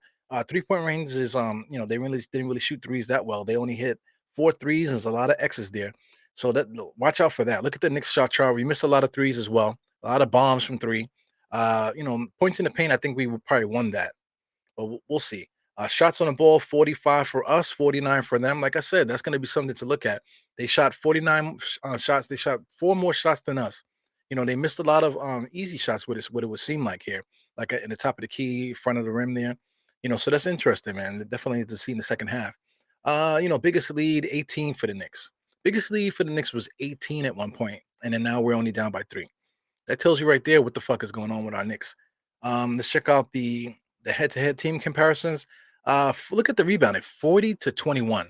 That tells you right there that Cleveland didn't really show up because Cleveland's a really good rebounding team. They got a lot of size on that team, and they showed up today 40 to 21. I'm really anxious to see what's going to happen here in that second half with this squad. 7 assists for the Knicks, only 9 for Cleveland. So just a bad basketball game overall to watch. That's why I didn't. That's what I said. That's why I didn't really do play-by-play too much because it wasn't a good game to watch. The Knicks had 11 turnovers, which is unprecedented. The Knicks never turn the ball over like that. Knicks got 11 turnovers to 4, which is crazy, man. So this is just a weird game. 40 rebounds. We got 40. We beat them by 21. We beat them by 19 rebounds, and we have 11 turnovers. It's just interesting. Why are we only up by 3? Shooting from the field 36 to 42, 12% from three for the Knicks, 23% for Cleveland. So I mean, expect those numbers to change. It's going to be a drastically different looking second half. Take a look at the 3 points here. We got points in the paint. Knicks are pretty much dominating 32 to 24. I expect that to change in the second half. Cleveland second chance point 7-0. Second chance point was all those big guys that they got on that squad. Fast break points. Cleveland 15-6, which is another odd stat. Most of these fast break points, I want to say, was towards the end of that second quarter. So like I said, there's a lot of odd stats here that I'm looking at for the team comparisons. So just be aware of that and just prepare for that second half. The second half, once the adjustments are made, I'm quite sure the Cleveland Cavaliers are probably going to wake up because I don't trust my own squad. I don't think the Knicks are going to be able to do anything to step up our game here. Evan Mobley, like I said, needs to start lifting more than 20-pound weights and doing rubber band work and stuff like that. Isometric workouts and stuff like that. He definitely needs to start actually lifting some real weight, hitting some bench press and leg press and stuff like that, and get some muscle on that body. He only has 6 points, 2 assists, 3 rebounds only. You know what I'm saying? A lackluster effort, really, but you can see the talent. Once that guy, like I said, once he starts lifting man weight and stop fooling around with those trainers, he's definitely going to become the guy he's supposed to. Shout out to Lamar Stevens. Lamar Stevens, I remember talking about him a few, what do you call, a few summer leagues ago. He actually played pretty good against us, Lamar Stevens. He had 8 points today, 3 rebounds. Not really much of a player to talk about. Evan Mobley, like I just mentioned. We got uh Mamadi Diake. Mamadi Diake. I never heard of him a day in my life. You know what I'm saying? He didn't really do much. He only had like 2 assists. Darius Garland's an all-star point guard. He got 10 points. I felt like he was fooling around most of the game. Darius Garland. He was invisible in that first quarter. Like I said, towards the end of the second quarter, he started to show who he is. But 10 points, 1 assist, 1 rebound, and all that stuff is not really good. Donovan Mitchell, too. I feel like Donovan Mitchell was fooling around as well. He only had 5 points, basically hardly no stats, whatever. 5 points, man, that's very odd. 2 for 9. I don't remember a shot that he took. I don't really remember anything that he did except maybe a block. I think he had a really nice block on Julius at one point. Kevin Love, another guy, just basically getting cardio out there, just fooling around. I just really feel like the Cleveland Cavaliers was really fooling around with us. The only person here that I just came to mind here is Seti Osman. Seti Osman was playing extremely hard. Every time you saw him, he was sweating, turning red, looked brighter than the jersey that he's wearing. He only has 7 points. He's 3 for 5, 3 rebounds, 2 assists. Was that 2 steals? Really, really, showing his ass. Seti Osman, good player, fighting for his life. You know what I'm saying. They're trying to get him out of here. They got him coming off the bench here. You got Karis LeVert is also coming off the bench along with Isaac Okoro. Those are the guys that are like in his minutes, but all three of them are on the bench right now. So it tells you right there what Cleveland thinks of those kind of guys there. As they're trying to get Mamadi and Lamar Stevens some minutes to see what they can do. Like I said, I feel like Cleveland is really fucking with us today. Because you're talking about Karis LeVert, a guy that could score 20 points a game in this league. He scored 40 points for them once this year, and he came off the bench. Seti Osman, held them down when they were bad. You know what I'm saying? He definitely deserves a start. And Isaac Okoro is a high draft pick. That a lot of players wanted him over Obi Toppin at one point, during the draft. You know what I'm saying? He's just chilling on that bench, not doing shit either. So, I mean, I feel like Cleveland Cavaliers are fooling around with themselves and fooling around with us today. So I'm interested to call the second game. I can't. I'm interested in calling some play-by-play in that second game, so I can really dive deep, so I can really dig deep and see what's going on here with the squad. RJ Barrett garbage can today. 1 for 8. He does have 6 rebounds. Is RJ Barrett a power forward or what? RJ Barrett and Julius Randle, what is the difference? Look at the stats today. 5 rebounds for Julius, 6 for RJ. 2 assists to 1 assist, 1 steal, no blocks for either. 5 turnovers for Julia. I mean for RJ. You know what I'm saying? 5 points and 3 points. What's the difference between the two? You know, what's the difference between the two? They're the same player. RJ Barrett. If we get rid of Julius, I don't want. It's not like I don't want to see Obi to start. Maybe RJ needs to be the starting power forward. I don't know what's going on here. As Goldberg and Williams here and OKC are having like a gentleman's argument there, a gentleman's fight, pushing each other and tripping each other and stuff. So goofy, bunch of goofy people in this era. I tell you, man. Brunson, 15 points, kicking ass, not really doing nothing else. I saw a State. Speaking of State, I keep mentioning State, but State mentioned on Twitter, he said, who did Jalen Brunson make better? At the same time, who can get better? We're talking about Julius Randle, we're talking about RJ. Who do we want to get better? Is Mitchell Robinson all of a sudden supposed to score 20 points a game because Brunson's there? That's what people were saying. But now we know Mitchell Robinson is trash, RJ is trash, and Julius Randle. They all are trash bags. Quentin Grimes, man, the Quentin Grimes doesn't want to shoot at all. He's a trash bag. Everybody, Quentin Grimes, quickly, Hartenstein, Obi Toppin, all of these guys are trash bags. Don't put it on Jalen Brunson that Jalen Brunson didn't make them better. These guys fucking suck, man. These guys are trash. These guys are trash bags. I don't know. Jalen Brunson's gonna make an All-Star team if the Knicks can figure it out and start winning. Jalen Brunson's gonna make an All-Star team this year. Because outside of Garland, Garland, and then we want to talk about Indiana. Indiana's a winning team as well. They got that point guard over there. I can't think of his name there, but I mean they have a good point guard too. So between those three guys, those are the best point guards in the East right now. So between them, those are the All Stars right there. You know what I'm saying? So it really depends on record who's going to get the All Star team in that group. Brunson still might make the All Star team just off the bat from his stats and stuff like that. And then the rest of the squad, like I said, this is the halftime report. Who am I talking about? Quickly got 10 points off the bench. Erratic, just erratic, He's 5 for 6. Thank God that for 5 for 6 because that's basically his scoring 10 points off the bench is what got us, is what helped us keep the lead. You know what I'm saying. But outside of that, it's like what else are we talking about here? I don't know, man. You know,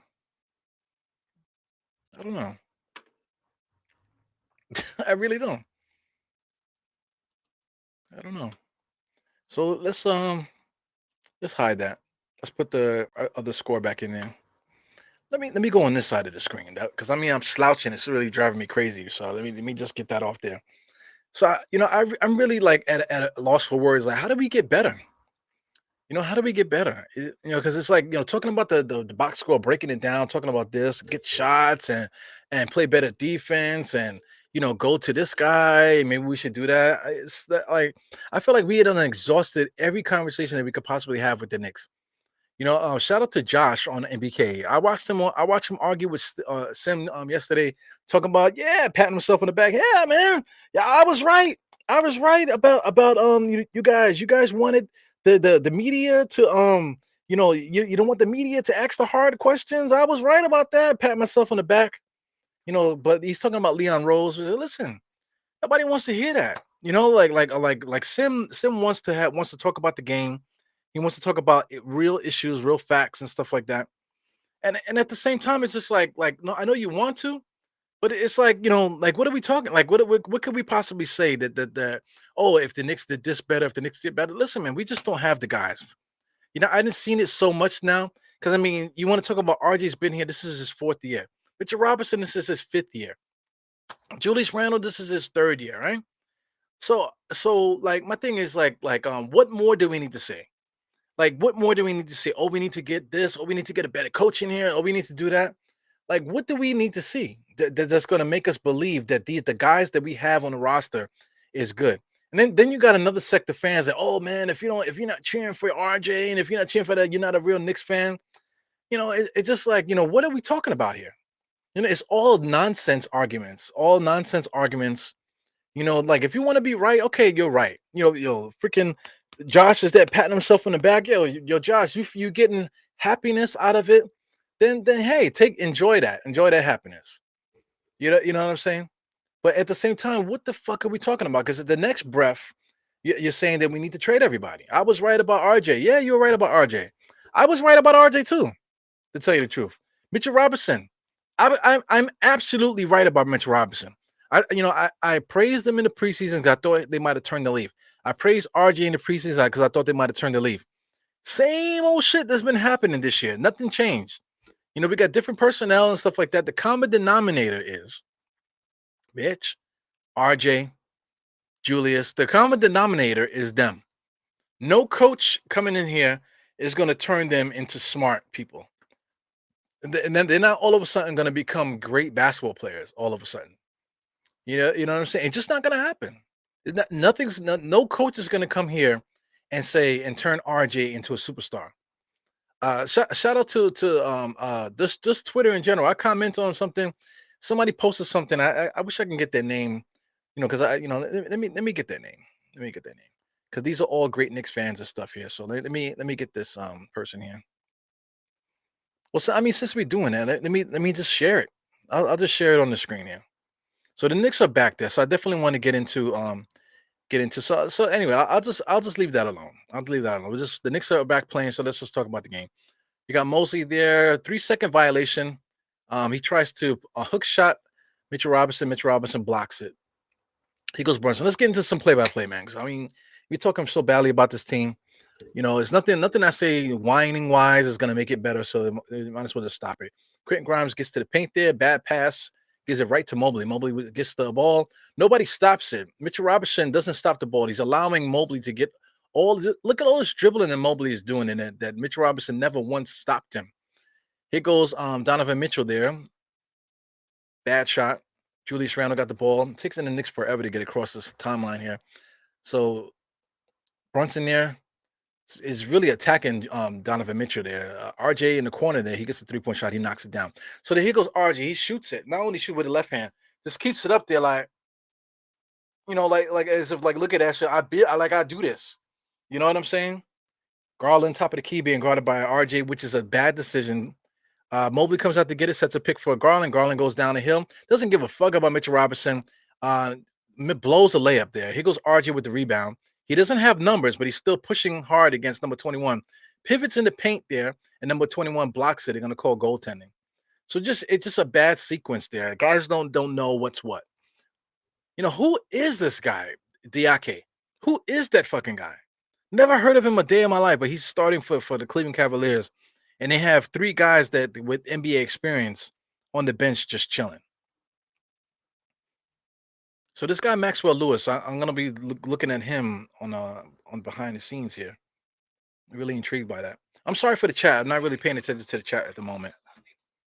My bad. Maxwell Lewis. Brunson there, top of the key, being guarded by Donovan Mitchell. He gives it to Mitchell Robinson. Mitchell Robinson dribble handoff to RJ. All right, now he's just dribbling, going all the way to the basket, and then he loses it. He's looking at the refs to call a foul. So you drove down the lane like a freaking bitch. You know what I'm saying? No disrespect to bitches, but RJ Barrett just drove to the basket so small, so soft, and then the ball gets slapped out of his hand. The first thing he does, look over at the ref. Like, you drove with no intent. You drove with zero intent, but you expecting the referee to call a foul? It's crazy, man. Number 8. Why is he starting number 8? Garland is dribbling there, looking to give the ball to Donovan. Donovan pulls up for 3. He misses it. This is just a bad offensive game here. The Knicks, Brunson bringing up the ball off the court, dribble handoff to Julius. Julius drives, looking to give it to Mitchell Robinson, kicks it back out to Brunson. Now Brunson has to go one-on-one, shot clock at 11, 10. Nothing going on here for the Knicks. Brunson there, the Cleveland Cavaliers wanted a double dribble there. I don't know about that. But here goes Garland, not guarded by anyone. Grimes picks it up. Just a turnover. This is just bad basketball on both sides of the ball. RJ go to the basket. He gets bumped and has no intention of shooting. So I know he got bumped, but these referees, listen, man, if you have no intention of trying to shoot, let's not call a foul on a bump. You know what I'm saying? He could call for a bump. As soon as he gets called for the bump, then RJ attempts to shoot it. These referees got to stop bailing these guys out. Like, RJ has no intention of shooting. He's just trying to draw a foul. Here he goes at the free throw line, and he almost misses that free throw. Like, there's so much movement in this shot that he shoots. You know what I'm saying? He shoots like a robot. He shoots like he has a computer chip up his ass. So I'm looking at Maxwell Lewis here. He almost misses the next one too. He makes both free throws, so thank God for that. So I'm looking up Maxwell Lewis to see if I can have something here that's gonna make me happy. And look at this. Garland just bowls the ball down the court. It goes all the way across the half court line, and RJ he just kept backing up. He never stopped him. Never dove on the ball to fight him. It's like, what is going on here? Did you guys see that? I've never seen that before. I've never seen a guard dribble or like let it roll past the half court line, and then defender never ever stepped up to stop that bullshit. He stood there and let it roll in front of him all the way up the court. I've never seen nothing like that. Here goes my man here, number 4, Mobley, shooting free throws. It's crazy, man. So anyway, let's look at some highlights of this kid. Let me turn the sound down. Sheesh. I've never seen that before. The players do that. They'll let the ball roll, but I've never seen it roll to that point with like the point guard is like laughing while it's coming up the court. And then RJ's in a defensive stance, backing up in a defensive stance while Garland is rolling the ball up the court. It's nonsense. So nothing happened there, but somehow the Knicks are up by 10. Garland just pulls up for 3. Mobley gets the rebound. Mobley looking for something. I mean, Cleveland is clearly fooling around with us. They got 2 guys on their team that should be in the G League. Donovan Mitchell drives, gives it to Mobley. There's going to be Knicks ball. I mean, what is going on here? So I feel like it's like, did Cleveland's like ownership did they say, hey, listen, we're going to let the Knicks win tonight? And you know what? Let's let them win. There's a lot of odd shit. 36 rebounds to 19. That is incredible. That's unprecedented right there. So did they take away some rebounds? I thought the Knicks had 40 rebounds at the halftime. So something's got to be wrong here. It goes Brunson on the inside, misses a shot there. Mitchell Robinson is just tapping the ball around. Out of bounds. It should be Cleveland ball, I believe. They're giving it to the Knicks. Says the Knicks ball. It looked like Mitchell Robinson knocked it out of bounds. So Garland is yelling at his team, come on. So let's see. Brunson here trying to inbound the ball here. Mitchell Robinson got his back to the ball. It's crazy. They eventually did lob it to him. He bounces it for no reason. Almost got the ball stolen from him. He's still just holding it. So we wasted an entire possession. 5 seconds left. RJ going 1-on-1. He pulls up and he makes a shot. Sheesh.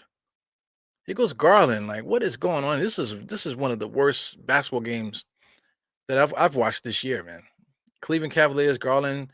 I don't know what that was. He floater or alley oop there. I don't know. I don't know what that is there. Brunson got the ball here, being guarded by Garland. Number 8, whoever that is there. Now Julius got it. Now Julius is looking. There's no movement on the Knicks ball, and Julius just pulls up. Here he goes, number 8. Who is number 8 that's pushing the ball up the court here?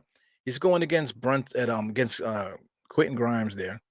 Gives it back to Garland, who just sails past RJ. Grimes gets the rebound, outlet pass to Julius. Julius to Brunson. Fast break layup. Now the Knicks are up by 12. How? How are the Knicks up by 12? This is a yucky game. Yucky, yucky, yucky. Yucky, yucky. So I mean, I guess thank God the Knicks are winning. Because we definitely need a win. Stop the bleeding, please. So I need to look at some video here of this guy. Shout out to the chat. I'm ignoring the chat today. I'm sorry, man. Like I said, I didn't change the way that I'm looking at the game here. I still got Geraldine's thing here, but I'm missing a lot of comments here in the chat. So listen, man. Yeah, man. Diake, who the fuck is that dude? Who is that guy, man? I don't know. Hartenmeyer, what are you talking about, man? Hartenheimer. He said, even when they get will be a great. Probably not. I don't know, man. I mean, that kid is really good. That kid is really good. But when you got a dude that's so good, this guy, once you get that guy, like all your offense is out the window. So somebody like this is gonna do good with Tom Thibodeau, because Tom Thibodeau is not running a lot of offense, not anything to get anybody open. So he's gonna be relying on a guy like that to go 1-on-1. So imagine this dude, in Julius Randle's role. He'll be dominant. He'll be super dominant in that role. So I'm still trying to look at highlights of this kid. Pulls up for 3. He's 6'7", with a big afro, number 14. He got the right number. He's wearing Mason's number. They're showing him shoot threes. So, I mean, I hate when I see highlights and I just see a guy just pulling up for 3, He goes running the length of the court, gets the ball there. He's not super athletic. I'm looking at him. So he was wearing number 14, and then he was wearing number 24 as well. So I mean, in these highlights, they only showing these guys pull up for three and then dunking. Here he goes posting up, makes a shot on the with his opposite hand, puts his hand down, says too little. So there he goes again. So his number's actually number 24. So I see he's looking for the ball there. Nice little side step there, pulls up. So I'm looking at highlights. He's decent. He seems like a decent dude. Nothing so special as oh we need to get this guy. But he looks good. I'm looking at highlights on the side here, like you guys can see it. Shout out to Jewish Heritage Month. I don't think I mentioned that today. So I mean today is Jewish Heritage Day, I should say. So I think that's dope.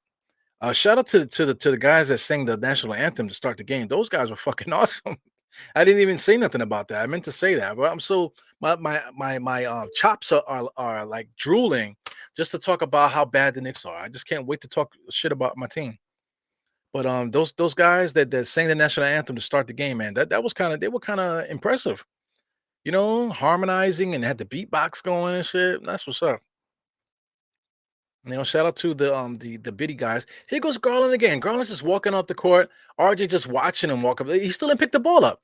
It's ridiculous. I've never seen anything like that. I've never seen anything like that. RJ is guarding the point guard. I don't know why. So then they want RJ to guard the point guard, right? But then Brunson is guarding Seti Osman. And then why? Then Seti Osman is driving him, taking it all the way to the basket. So why not just let Brunson guard Garland? If they're gonna switch and put Seti Osman and have Seti Osman driving on Brunson, why not just let Brunson guard Garland and let RJ guard Seti Osman? Seti Osman is at the line right now, about to shoot free throws. I don't know if he's saying a prayer to himself or what's going on. He misses the first free throw. 59 to 47, unbelievable. 37 rebounds. I feel like the Knicks lost 3 rebounds. So it's 37 to 20. That's got to be wrong. I got to get the stats up here. So I mean, what's the rebound differential right now? Yeah, 37. So something must have been wrong with the NBA.com numbers there because it's definitely 37 to 20. Still up by 17 rebounds, man. 17 rebounds with a team like this that have nothing but rebounders. So I mean, this is a horrible game to watch, man. I just hope the Knicks win here. Cleveland Cavaliers. You want to talk about third quarter of death? They got 5 points right now. 13 to 5 in here in the third quarter. The Knicks are up 13 to 5. The Cleveland Cavaliers did not show up today saying, "Hey, we need to win this game." Maybe they got something to do. Maybe they're thinking about after the game. Maybe there's something going on or something, a concert, special concert or something. Maybe they're all going out to dinner or something. I don't know. Brunson just gets the ball stripped. He goes Seti Osman, full head of steam. Gets a Donovan Mitchell, beautiful dunk there. Somebody that's so short, he can get up to that rim fast, boy. Big time dunk by Donovan Mitchell. We've been waiting for that, man. So Knicks are up by 9. So let's not wake up the beast with brown shoes. He got on tan. He got on khaki shoes, for Christ's sake. It was Julius there, being guarded by number 8. Just got the ball back there, and then he messes up the triple. Gives it to Grimes, who just pulls up for 3, and they call travel. Sheesh. They're showing a highlight of Donovan Mitchell, man. He gets up, man. That motherfucker, he gets up quick. And shout out to RJ that pushed him. He could have got called for a foul there. Okay, so we got Donovan Mitchell's a little bit bouncy now. Good defense by Grimes. Gets it back out to Donovan. Donovan top of the key looking. Oh, he's going to work now. He's being double teamed. Jab stepping all over the place. Pulls up. That's a bad shot. That was a bad sequence there. Cleveland, I don't know what's going on with Cleveland. Here goes the Knicks. Seti Osman's guarding Brunson at the moment. RJ is being guarded by number 8. Quentin Grimes is wide open. He loses the ball. So here we go. Everybody, Knicks are just standing around Brunson. Now RJ gets a wide open 3-point shot. He knocks it down. All right. I'm telling you, it irks me every time RJ makes a shot and he walks down the court like, yeah, baby, I do this. That drives me nuts. It goes, Garland drives on Mitchell Robinson. You know, he gets called for a foul. I hate Garland's hair, man, with the hair sticking up like that. It's the worst. There's a lot of goofy motherfuckers out here in this court. This is one of those games too, man. That it's like, I know I'm watching it. Knicks are winning, but I'm not getting any satisfaction from this. Garland at the free throw line, he makes that one. So the Knicks are up by 11. It's good stuff there. Shout out to somebody with a Virginia jersey there sitting at on the baseline there. The fuck are you doing? Wow, Mr. Hartenheimer, he's talking about Steph Curry. You talking about Steph Curry? Yeah, the reason why we didn't get Steph Curry, well, like it's like Donovan, oh, not Donovan, Don Nelson said that he wanted Steph Curry. So I don't think we were going to get him. He wasn't going to get past Golden State. But the reason why we didn't get any point guard was because of the Timberwolves. The Timberwolves drafted two. They drafted a kid from Syracuse, and then they drafted you know, I forgot my man's name. Anyway, they drafted two point guards up top. And on top of that, they drafted the kid from Syracuse first. And they didn't draft Steph Curry. You know what I'm saying? So they picked they drafted I mean he drafted two players over Steph Curry. And then the first point guard that they draft wasn't even the point guard that everybody was talking about. Can't think of my man's name. He's actually plays for Cleveland. Anyway, I don't even care. I don't even care to look up the name and stuff. But if the Timberwolves would have drafted a point guard and then also drafted the guy that we picked up, which was Hill, that Hill dude. If they would have drafted Hill and a point guard, then we would have had a point guard to pick. You know, we would have picked the point guard. We probably still would have missed out on Curry. Golden State still would have picked him, but we would have had a chance to get a point guard. Brandon Jennings was back there too, so it's no excuse, man. The Knicks, every regime, has their thought process and stuff like that, philosophy. You know, it is what it is. We had Donnie Walsh, so you got to blame Donnie Walsh for that one. You know, Donnie Walsh, they just picked the best power forward, which he should have been a good player for us. Best power forward in the draft. He should have been a good player for us, but he wasn't. So blame Donnie Walsh for that. What can you do? We probably should have drafted Brandon Jennings that year. But it is what it is. Shout out to Phil Jackson drafting Frank Ntilikina over Donovan Mitchell. That's something that's going to come back to bite us forever because we had a chance to get Donovan Mitchell twice. You know what I'm saying? Then we ended up getting Dennis Smith Jr. Dennis Smith Jr. didn't pan out. Dennis Smith Jr. is playing well now in Charlotte. But it is what it is. It's always the same shit all the time. Right now, the Knicks should have traded for Donovan Mitchell. This draft is showing us there's not really a good draft. But we'll find out in a couple years whether or not the Knicks wasted our time on that draft there by not drafting anybody. What I'm saying? We'll find out as time goes on how these players ended up. Who we could have drafted that we didn't draft. We'll talk about that. Probably in the next couple drafts, couple years. You know, Holding on to IQ. IQ still hasn't become the guy that we're waiting for. Grimes is now in year two, nothing but injury prone. Still hasn't really shown us any signs of anybody that he could be. Mitchell Robinson, we ended up paying him. He's still not a consistent, dominant defensive player, rebounder that they keep talking about. Here goes Grimes with another travel. So I mean, I don't know what you could say. The Knicks are traveling like crazy. This crew here are calling travels. So I mean, he got the ball. So yeah, he did move. He moved this pivot. He was moving a lot before he dribbled the ball. So what can you do? Here goes Mobley, just catches the ball, loses it, falls to the floor. They're gonna call a foul on the Knicks. Just bad basketball going on here. Here's Mike K. I know I see you, Mike. I don't know what's going on with me today. Are fans rooting for a loss so we can fire Tibbs? Yes. Shout out to a lot of people. If you look on Twitter, that's what people saying. They're hoping that they lose today so Tom Thibodeau can get fired. That's a bad day. That's just a bad time. If that's what we're doing, then that's bad,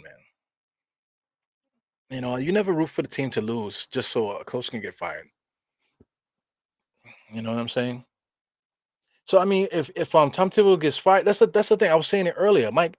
If you're still listening, Mike, like if the Knicks fire Tom Thibodeau, So what's the answer for these people that want Tom Thibodeau to be fired? Do they want another coach here so they can get so what? So what's going to change? Oh, if you get another coach in here, then we'll have RG shoot more shots, right? And maybe Julius Randle, maybe the new coach will bench Julius Randle. I don't know. It's just weird. Just weird altogether. It's like, what's the solution? Okay, we get a new coach in here. Yeah, get a new coach in here. Get some offensive stats in here to get RJ his shots, right? I don't get it. Yeah, man. Those national anthem guys, dope, super dope. Good stuff. Like I need to rewind and find out who the fuck they are again. It was a quartet. Like it was five dudes, right? Super Harmony. I'm interested to find out more about them. Yeah, man. Shout out to Jarrell. He said Johnny Flynn and Ricky Rubio.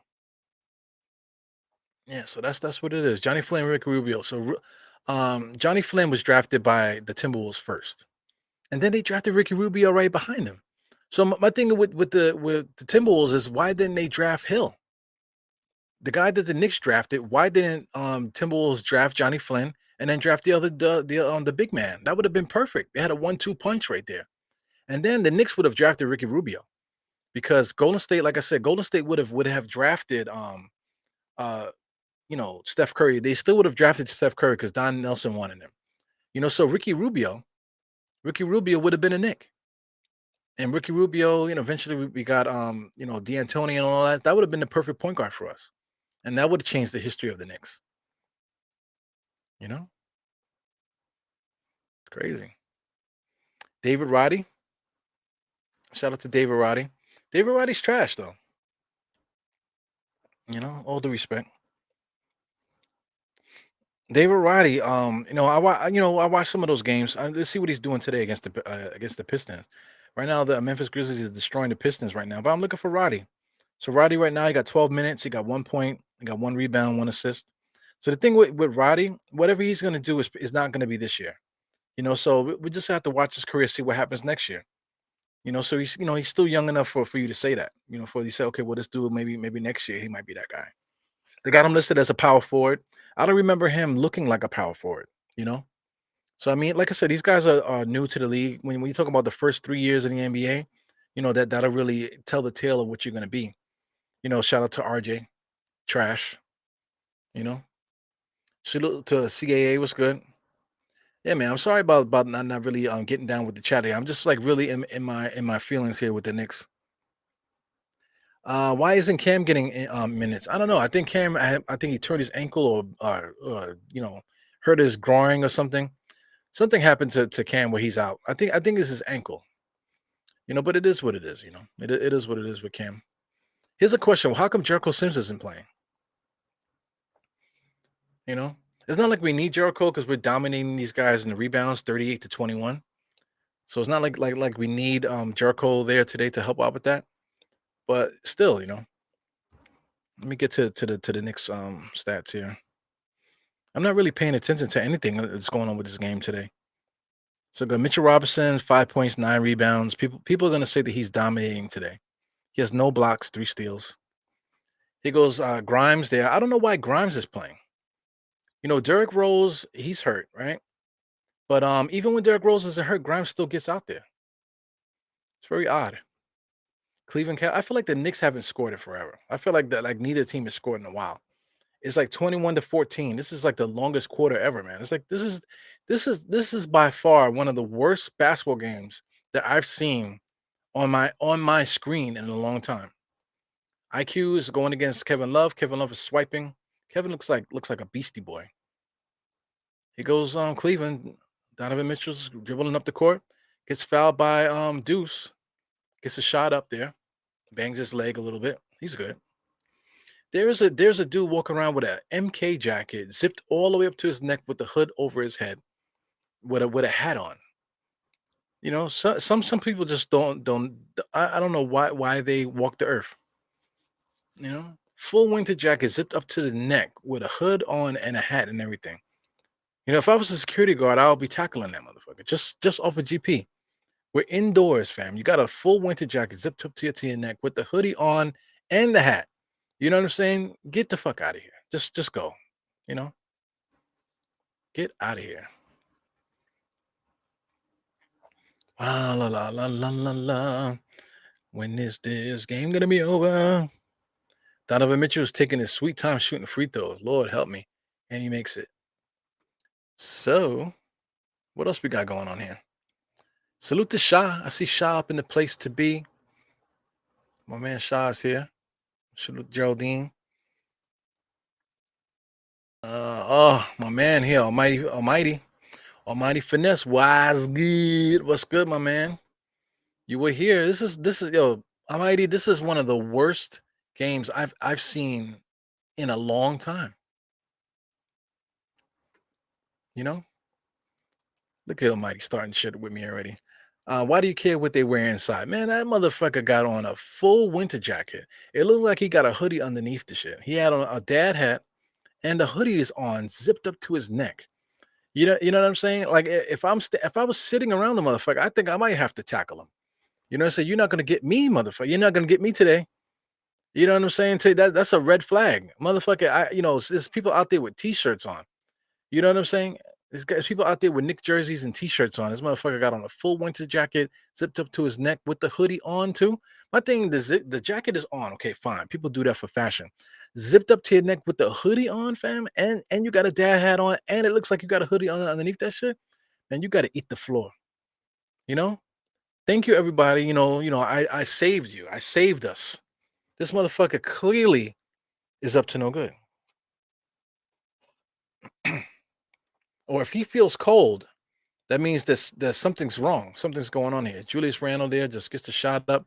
Hartenstein's fighting. He gets slapped in the face by Kevin Love. Here goes number 35, brings up the ball, and somebody lost Cedi Osman. So IQ was literally standing there. Who was he guarding? I don't know.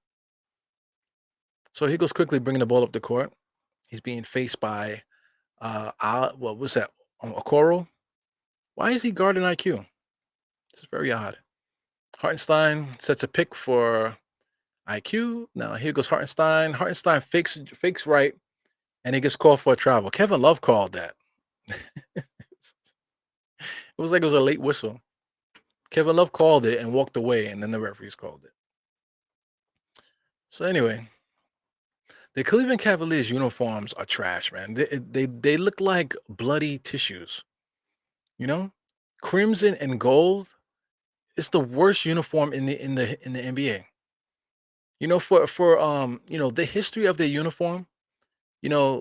So they said, hey, let's all look like I don't even want to say it, but you know what I'm gonna say. You know what I'm saying? Ay, ay, ay. Almighty finesse. Why do we care what they wear inside? I don't know. Why does the Cleveland Cavaliers why are they wearing crimson and gold? This is crazy. This is weird.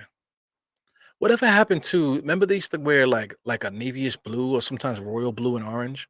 I guess it's too close to the Knicks colors. I don't know. Remember they used to wear teal and black too? Remember that? They used to wear white and teal, you know? But now they said, you know what? Let's look like a bloody napkin. That's what we want to look like.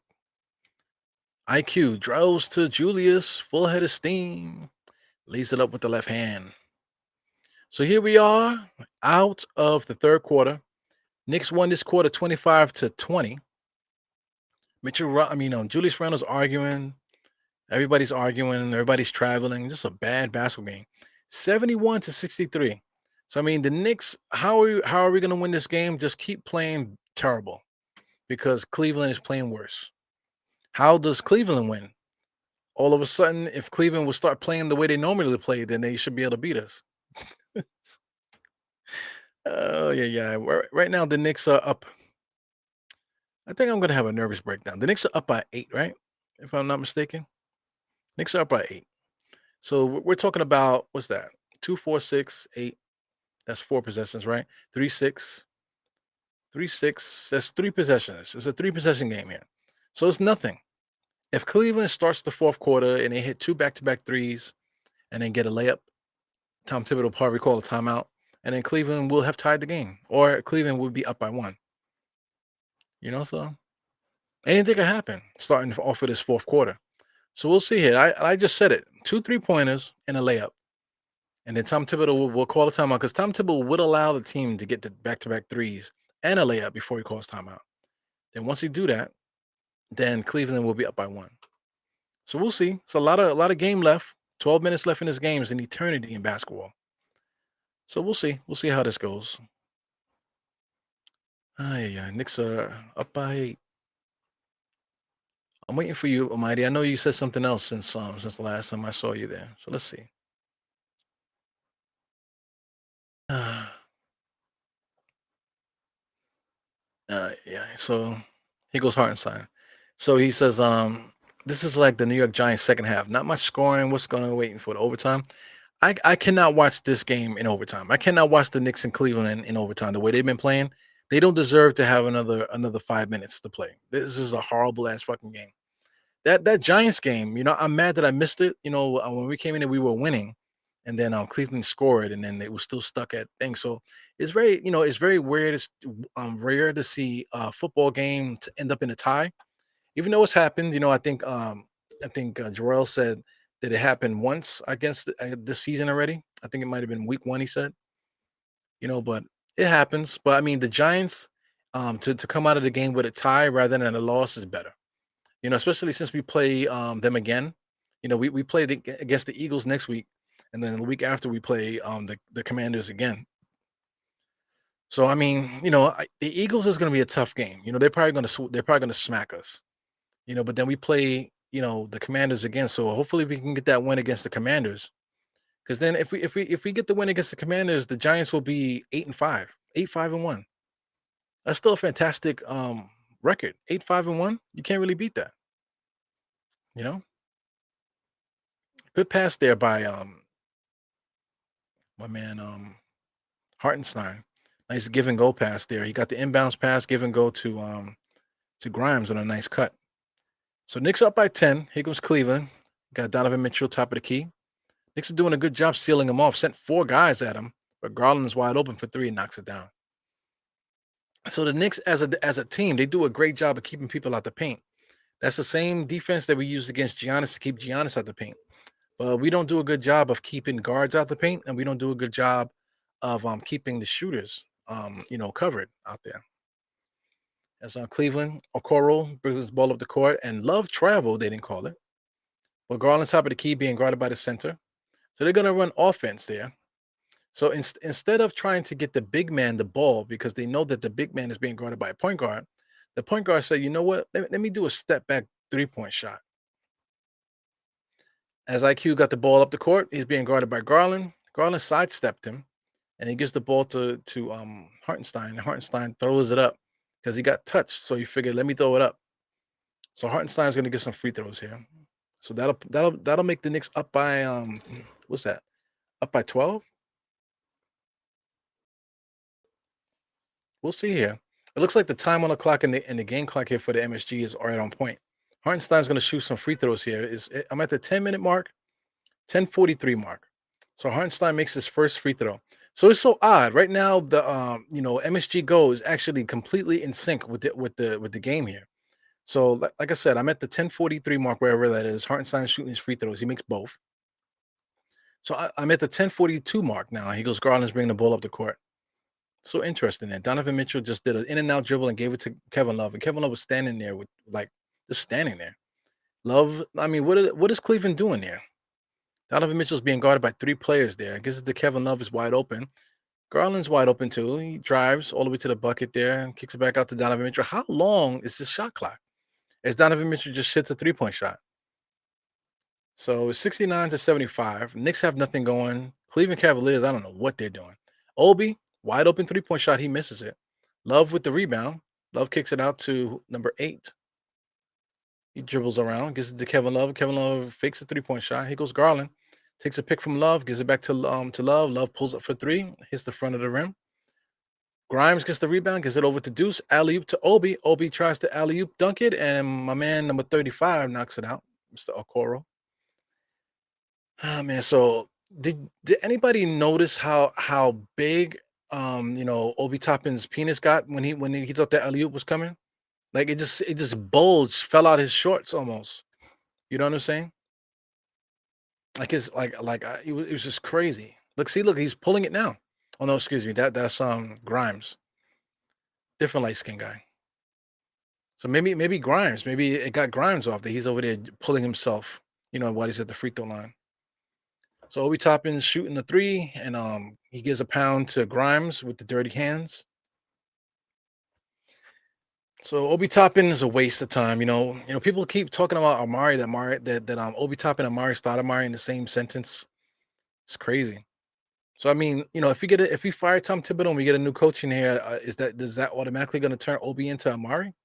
Listen, like I was saying that on Jarrell's Die Hard Giant show. Like Amari Stoudemire has been Amari Stoudemire since he was like in the ninth grade in high school. Amari Stoudemire probably fathered children, from the teaching staff in his high school. Okay.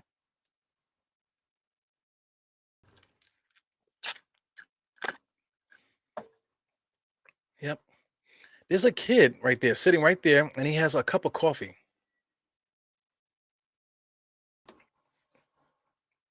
So anyway, here goes the referee. Everybody's talking to each other across the ring, across the court. The referee just gave them the ball to inbound it. It's weird. Here goes number 45, Donovan Mitchell. Takes a pick there, pulls up for three. No good. Here goes Hartenstein with the rebound, gives it to IQ. IQ is on the left-hand side, looking right. Takes another pick from Hartenstein, drives all the way to the basket, kicks it out to Grimes. Grimes misses everything. And here goes Cleveland. Dribble up the court. They got number 8 there who should not be starting. And then they call it a turnover there on Cleveland. I guess they call it travel. I don't know. I don't know what they call it.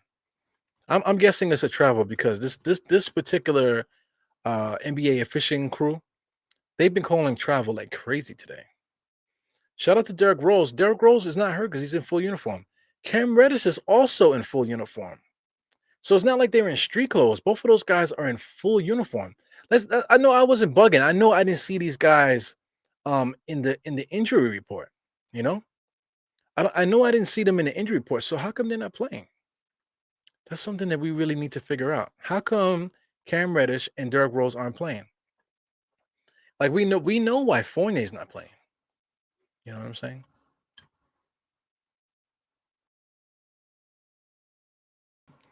Yeah. So somebody called the timeout. The score is 76-69. Cleveland right now in the fourth quarter is leading a 6-5. So this is like by far the worst basketball game that I've seen this season so far. I think there was one game, I can't remember which one it was, that I just was like, oh my God, let this game be over with. I'm not sure if it was this season or last season, but I think it might have been this season where the game was so bad I just wanted it to end. This game right now, this game is very bad. This game is like it's like two teams that never even seen each other. Like this game feels like a preseason game. It's really bad. Like the Cleveland team literally started two players that should be in the G League. And the players that usually start are on the bench chilling. Like who is this Diake dude?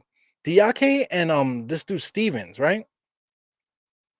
My man Stevens, I gave him respect, Lamar Stevens, and I remember him in the summer league a couple years ago. He played well against us in the summer league, but Stevens has no business starting any NBA game. Diake, he played 11 minutes, started the second half and everything.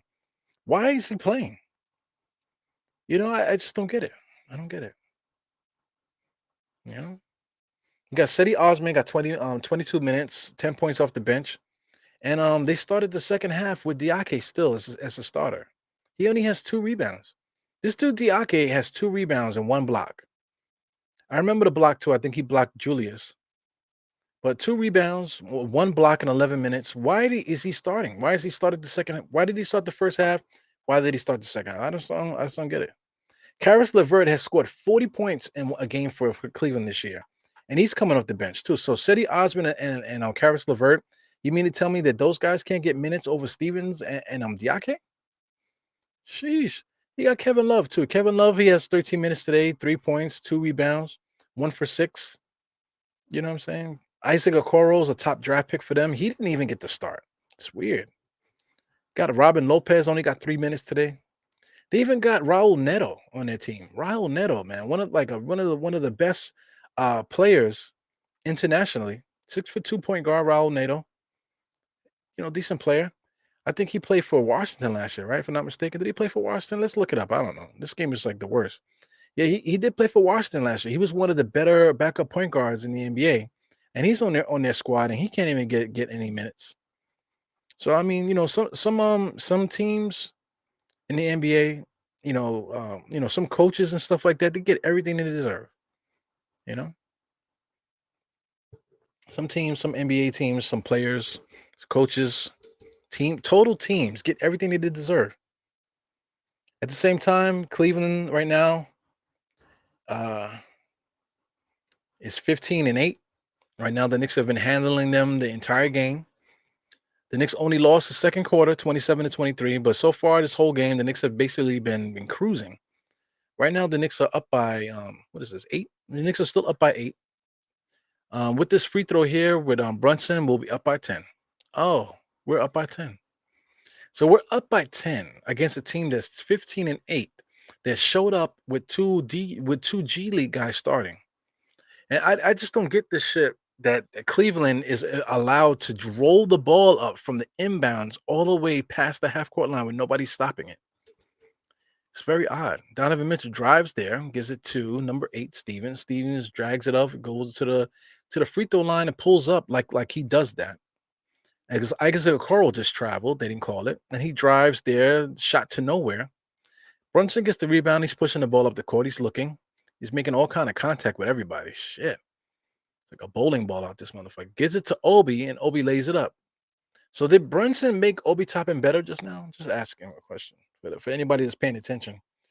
Oh, yeah. So let's take a look at the chat, man. So I'm going to ignore what's happening on the screen and just go look at the chat.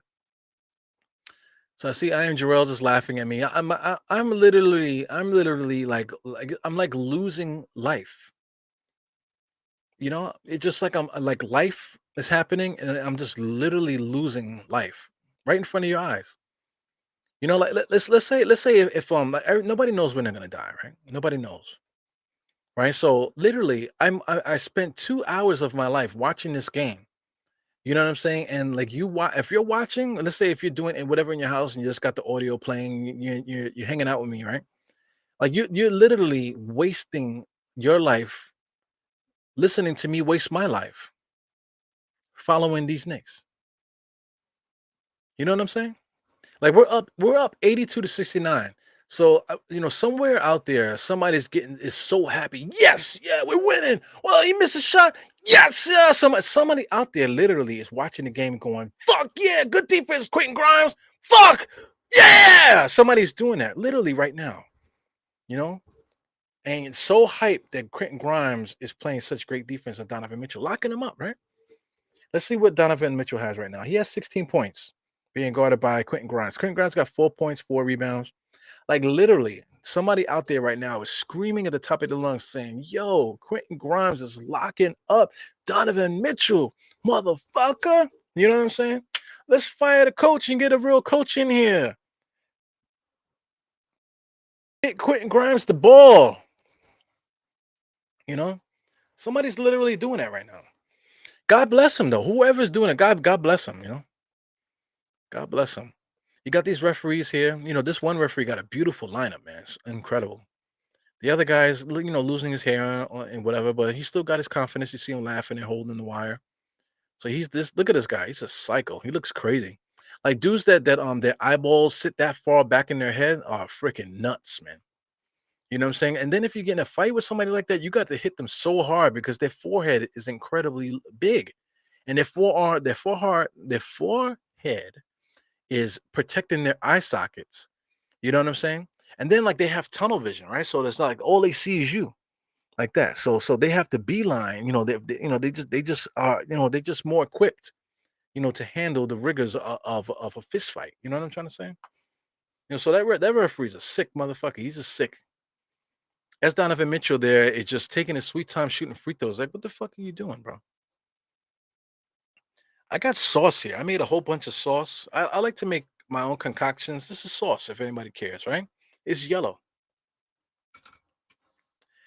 So Donovan Mitchell is shooting his free throws there. He's just taking his sweet time, pulls up, and then misses it.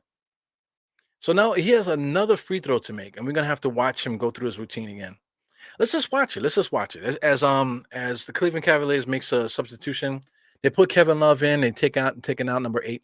So Donovan Mitchell, they got his eyes closed. There, he's blowing through his mouth. Look at him, and then he dribbles. What did he do? Now he stopped again. Now he's holding it. Does it again. Now he shoots it. What the fuck are you doing, bro? Just shoot the fucking free throw, fam. He goes Brunson dribbling on the left hand side. He's gonna take the pick from Hartenstein, goes all the way on Kevin Love. Kevin Love dives on the floor, gets the ball. Hartenstein goes to make a layup. He gets blocked by Mobley. Obi gets it over to quickly shoots a layup off balance, and he's pointing at somebody because I think he's telling him to get back on defense. He's telling him to get back on defense, right? But then did you see quickly? Did you see how far quickly went in? So listen, as Donovan Mitchell pulls up for 3 and misses it, Obi Toppin jumps for the rebound and hits the backboard. It's a fucking idiot. He jumps up in the air, gets the rebound, but listen. Nigga Obi Toppin just pulls up for 3. Somebody call a timeout. Call a timeout so I can show this play over. You know what? Fuck it. I'm gonna show the play. I'm gonna show the play. So listen, I gotta share this. Let me just pause this right here. And let me just share the play. I'm just gonna take a time out here. I'm gonna show this play over here. So I just want you guys to just take a look at quickly here. So let me get to it. I'm gonna show it on screen here. So this is my screen. This is what I'm looking at. I got the score here on the side here. The Knicks got 48 rebounds at 32 rebounds, which is unprecedented, you know.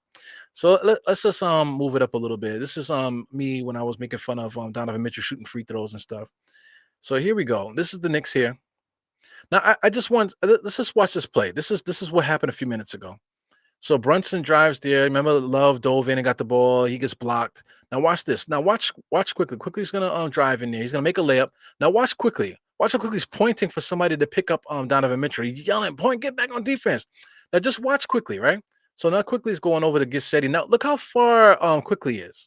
Where's his man? In the corner. I know he missed it. But I mean, for somebody that's so court awareness, right? Great defense and stuff like that. It just mind-boggling.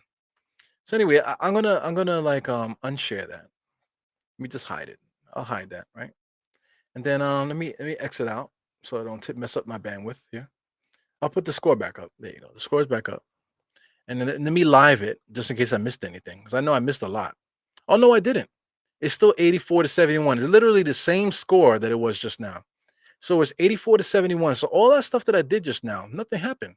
So now I'm seeing Garland shooting a technical free throw, I guess, and he misses it. So what are they calling here? I'm looking underneath the basket. Also, so they're gonna say they quickly punched what's the name in the head? Whatever. Yeah. So it's 84-71. The Knicks are winning this game here. This is a bad game.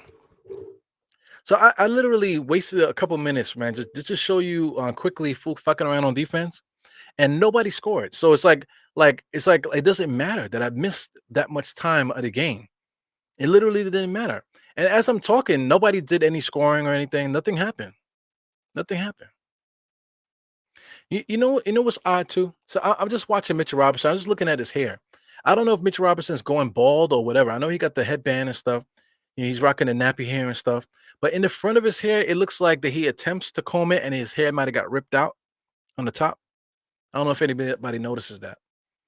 So it's just weird that the guys that are rich like that, but they can't take care of their hair. It's just odd.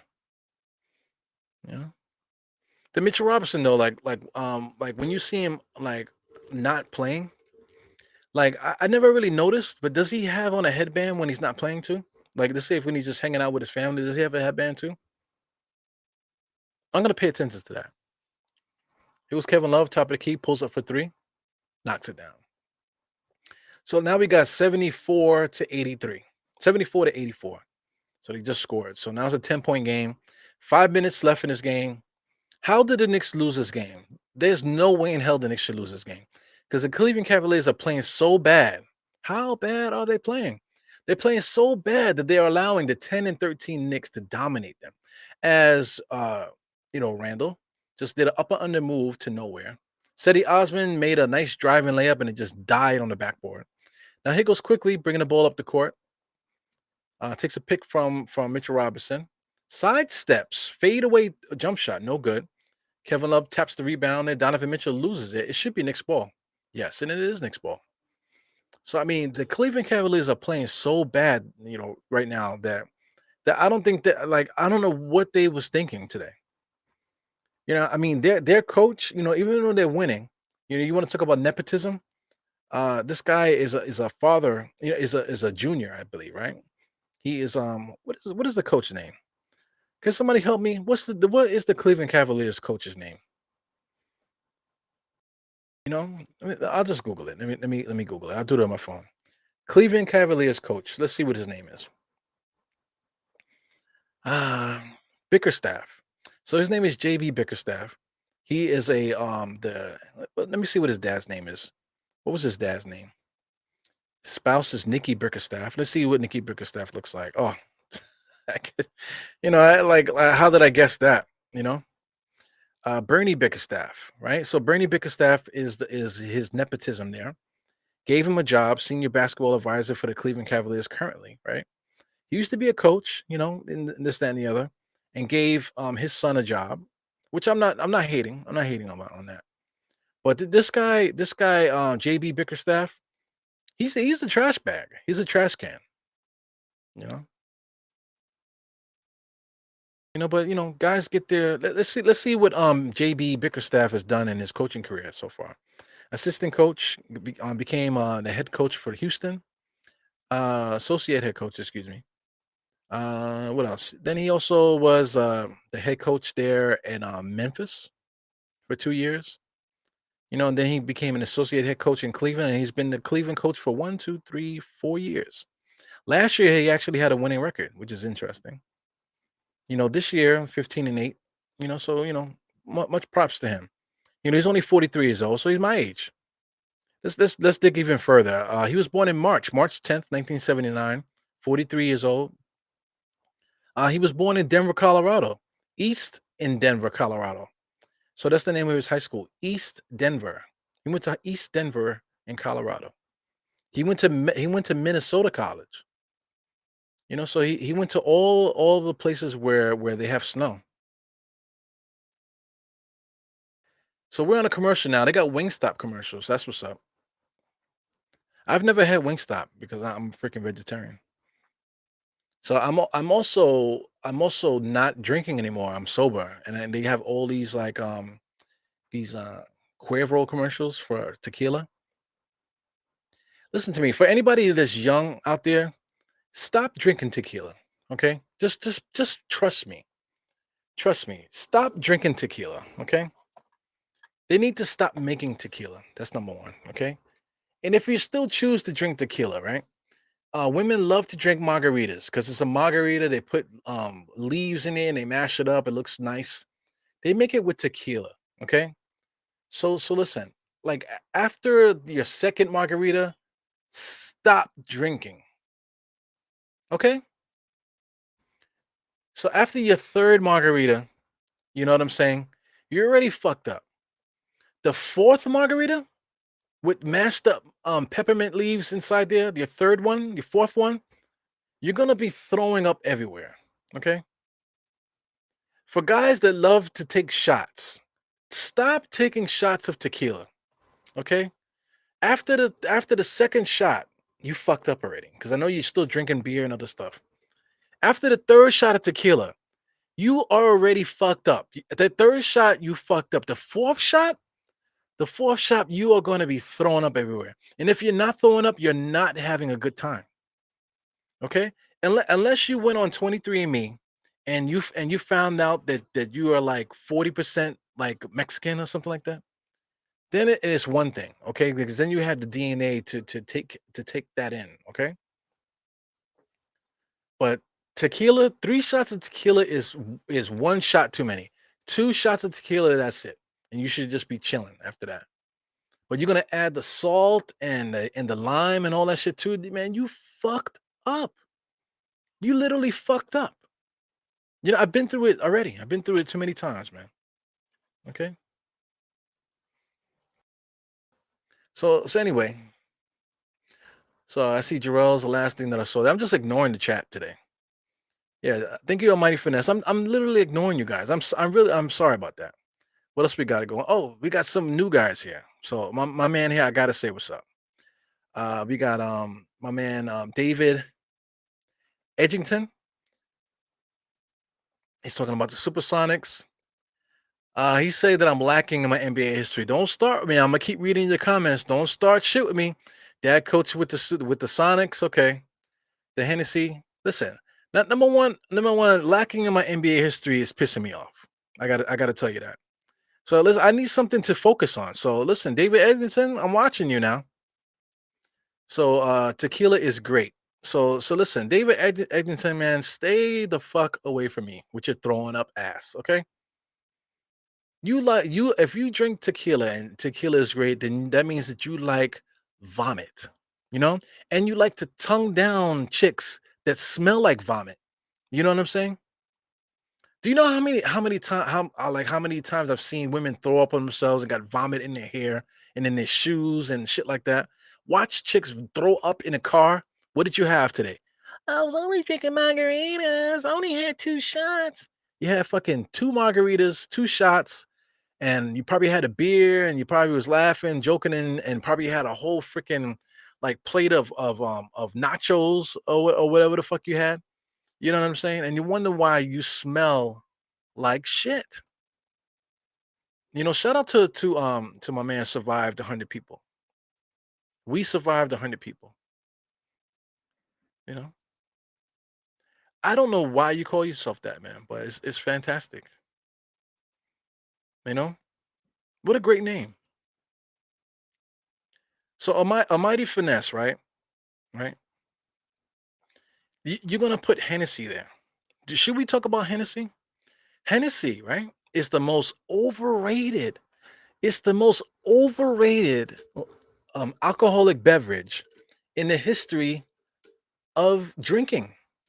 You know what I'm saying? Like if you go to and right now in 2022 it's played out. Because I mean there's so much liquors out there and internet and stuff like that, whatever, that people are still drinking Hennessy to this day. I just don't understand. Yo, so who got the Henny?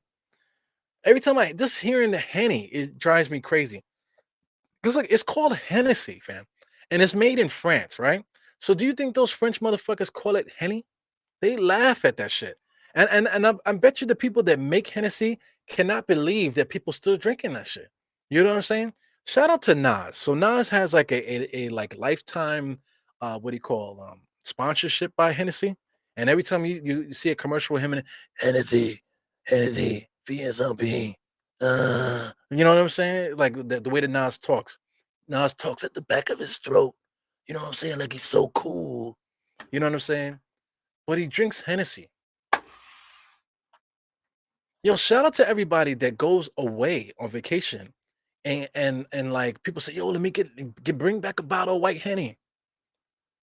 Lord have mercy. Yo, it is literally the worst alcohol beverage in the history of alcohol beverages. Do you know how many different companies there are? You know? And Hennessy is a cognac, you know? So like people don't know what a cognac is. They only know Hennessy. You want to know why? Because who the fuck drinks cognac? You know what I'm saying?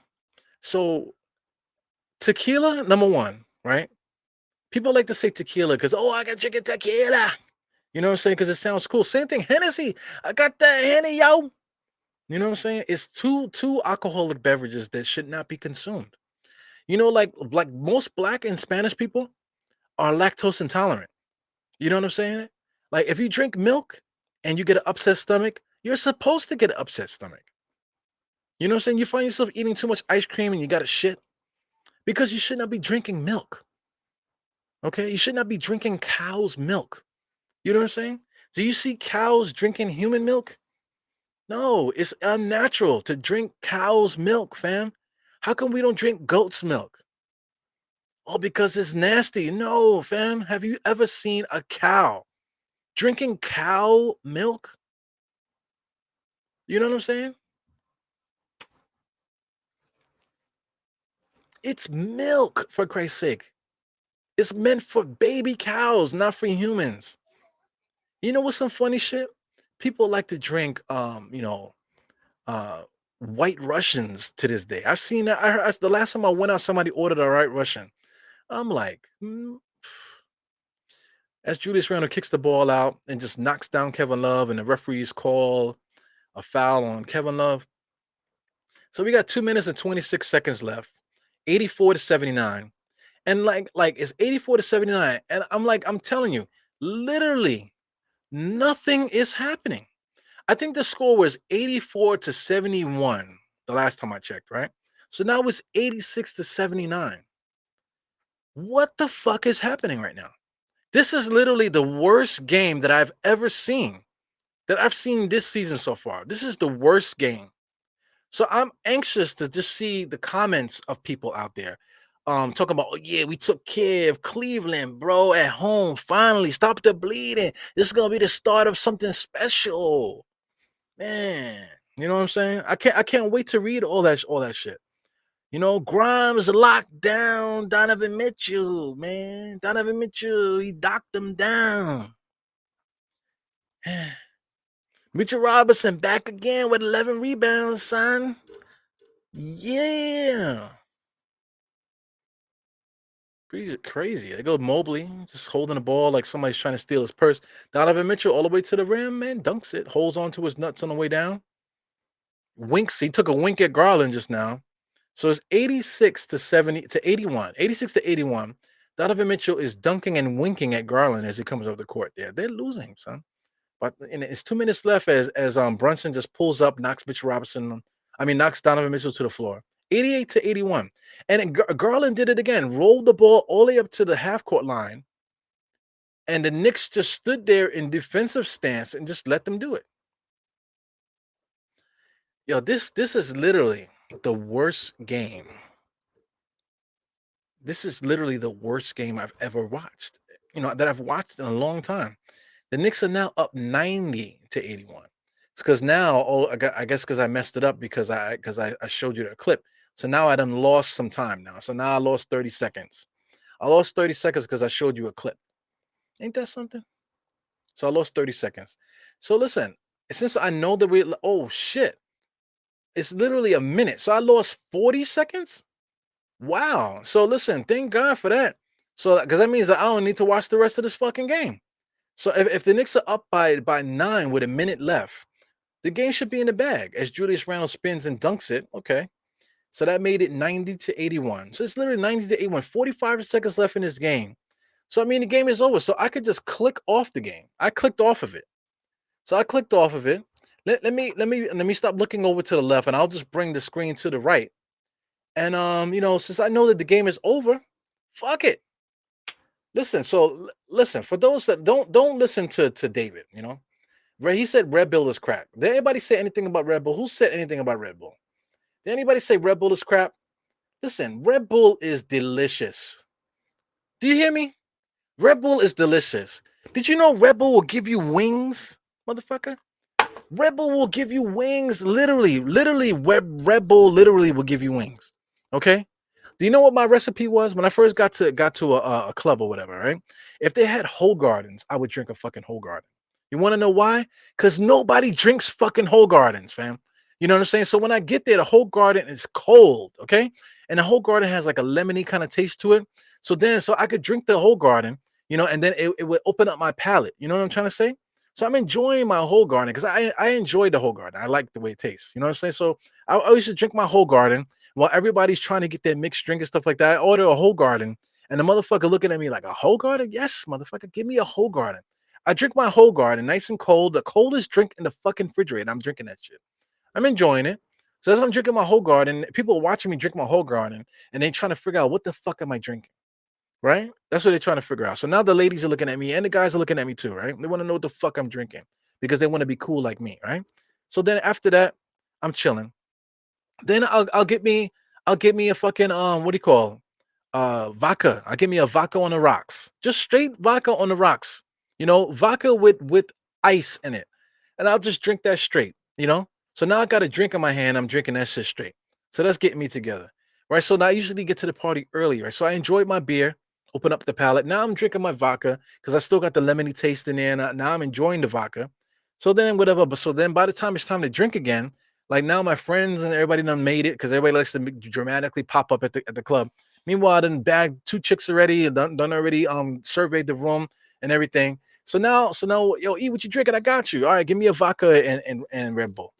Vodka and Red Bull, I'm good the rest of the fucking night. You know what I'm saying? I'm good the rest of the night. I don't need to drink no more. Because I already had my whole garden that settled my stomach and everything, chilling, you know, open up the palate for the vodka on ice. Then I get a vodka and Red Bull, and I'm good the rest of the night. So I had a whole garden that nobody gives a fuck about, nice and cold. Then I had vodka on the rocks. I didn't ask for no. I said they said which vodka do you want? Man, give me the house vodka, motherfucker. You know what I'm saying? Did I ask you? Get the house vodka, fam. You know what I'm saying? So I get the house vodka, whatever it is. It could be Smirnoff or whatever the fuck. Who cares? Grey Goose. Why am I gonna spend money on Grey Goose? Whatever. So because I already got the whole garden to open up my palate already. So now I could taste the vodka. So I'm enjoying myself. So then I get the vodka and Red Bull while everybody's trying to get their Hennessy and oh, we ran out of Henny. Oh, I gotta go get another bottle of Henny. And they're waiting and waiting. I already got my Red Bull and vodka because I got the house vodka that's sitting in the guy's fucking apron. He pours that in there with the fucking Red Bull that he just cracks open. You know what I'm saying? Then I tear that, I drink that, and I'm good. While everybody's still trying to drink more and more Hennessy because Hennessy is so trash. It tastes like shit, and it doesn't give you no buzz. You know what I'm saying? So people are drinking all this Hennessy trying to get drunk. I'm already done bagged 4 or 5 chicks already, and I'm dancing with chicks, having a good time and whatever. I done already made the rounds, like I said. Like I said, I got chicks dancing around with a bunch of chicks, whatever. I'm having a good time. I'm sweating. Like I said, I'm back like 4 or 5 chicks already. You know what I'm saying? So I'm having a good time. Meanwhile, my man David Edwards, Eddington, whatever, is smelling like straight balls and vomit. Off his third, waiting for his third tequila shot to kick in, because he has to have salt along with lime with tequila, drinking with a whole bunch of chicks that got bad breath and stuff like that. Meanwhile, I'm on the dance floor. I done bagged all the ones that got jobs and shit like that left around maybe like 12:30 stuff. I done bagged like 4 of them already. You know what I'm saying? So that's gonna be lined up as time goes on. But meanwhile, my man David Eddington, who's saying that Red Bull is crap and tequila is great. Listen, I'm trying to tell you, man. Like you're here for a Knicks game. I'm trying to tell you, tequila is trash, fam. You know what I'm saying? And you think you're chilling, you think you're the man, yo, you literally smell like fucking vomit. You know what I'm saying? And all the raggedy bitches that like to drink fucking tequila, you know what I'm saying? They're around you too, and they're fucking raggedy, stink ass, man. And if you think you ill because you brought one of those chicks home, then guess what? Wait till you get them at home and you smell that shit in your fucking room or wherever you take these chicks. You know what I'm saying? If you take them to a hotel or whatever, look what the fuck that hotel room is gonna smell like. You know what I'm trying to say? It is what it is. So listen, I'm trying to tell you, stay the fuck away from tequila, fam. You know? So anyway, the Knicks won 92 to 81. You know what I'm trying to say? So listen, go to your favorite post-game show, right? Go to your favorite post-game show. Let me lean back, right? Let me lean back so you can see the gut. You know what I'm saying? So you can see the gut. Listen, I'm as old as the fucking Cleveland Cavaliers coach, okay? He's actually beat me by a couple months. But I'm me and him are the same age. You know what I'm trying to say? So fuck you, you know? Eat your teeth. Suck my tequila. Ah, yeah. Have a good night. Jarrell said it's a good show. It wasn't. Casamigos, Casamigos, I would never drink that shit. It's the same thing like the freaking Alizé and what else? The fucking anything else that you can think of. The trendy drink Casamigos, I would never drink that shit. You will say how you know. Motherfucker. saying. He said, I don't mix. Let me say, look at this. I don't mix, don't need no salt and lime. You know why? Because you want to get straight to the dirty, nasty, stink vomit bitches. That's what you want to get to. You say, yo, I can't wait to drink that tequila so my breath could smell like fucking vomit. And then you want to get drunk and then be in your boy's ear, like, yeah, you know what I'm saying? And then you want to try to bag a chick and you're in all in her ear. Meanwhile, your breath smells like the back of your asshole. You know what I'm saying? How you know females that drink tequila stink? Because I done been around many women in my life that drink tequila and smell like fucking the back of your throat. You know what I'm saying? He said he wants me to review the box score. You want me to review the box score? All right, let's do that. I got to take the request. So let's review the box score. Evan Mobley had 11 points, 10 rebounds, 23 points from Donovan Mitchell, 17 points for Garland. Say Garland had a horrible game. He had a very bad game. Donovan Mitchell had a very lackluster game as well. Uninspired. This is the game right here. Lamar Stevens and Diake. Them starting the game right there tells you right there that Cleveland Cavaliers had no intentions of trying to win this game today. And I mean, like this guy Bickerstaff, I'm making fun of him and stuff like that because how do you start the game and say, you know what, Lamar Stevens and Diake, let's do that. You know what I'm saying? Then meanwhile, Cedi Osman is not hurt. Kevin Love is not hurt. Karis LeVert is not hurt. Isaac Okoro is not hurt. You know what I'm trying to say? Like, what is going on here? What is going on here? Let's go to the Knicks, right? The Knicks, people are going to make the narrative that Quentin Grimes locked up Donovan Mitchell, which is complete bullshit. You know what I'm saying? Julius Randle had a bad game, 18 points and 8 rebounds. Still, Jalen Brunson, he didn't have a good game either. 23 points, 4 assists, two rebounds. RJ Barrett had a bad game as well. 15 points, eight rebounds. Like, what am I saying? What am I even talking about? Emmanuel quickly had a bad game, 12 points, 5 rebounds, 2 assists. This is a bad game all around. Donovan Mitchell had a bad, Mitchell Robinson had a bad game. 5 points, 13 rebounds, but he had a bad game. What the hell am I talking about? You know what I'm saying? The Knicks won 92-81. That's it. That's it. What can I say? What can I say that say like that? Shout out to Sim. I've been talking about Sim today. So Sim is gonna break it down every which way that you want, and he's gonna do it in a sultry voice. You know what I'm saying? And he's gonna make you feel like he's gonna make you feel something. I'm just gonna be nice and say that, without going crazy. You know what I'm saying? But he's gonna make you feel something. You know what I'm saying? And you're gonna love it. Hartenstein also had 10 and 9. He didn't particularly play good either. Listen, this Cleveland Cavaliers showed up today and said, "Fuck it." That's what happened today. They're 15 and 9 now. They were 15 and 8 when they showed up. They're 15 and 9 now. Knicks are 11 and 13. Thank God that we were able to win this game because now it takes away the loss that we had yesterday. You know what I'm saying? Because we probably should have lost this game and won the last game, right? So it flip flop. So I'll take it. 11 and 13. This is where we should be. The next game. Let's talk about that. The next game.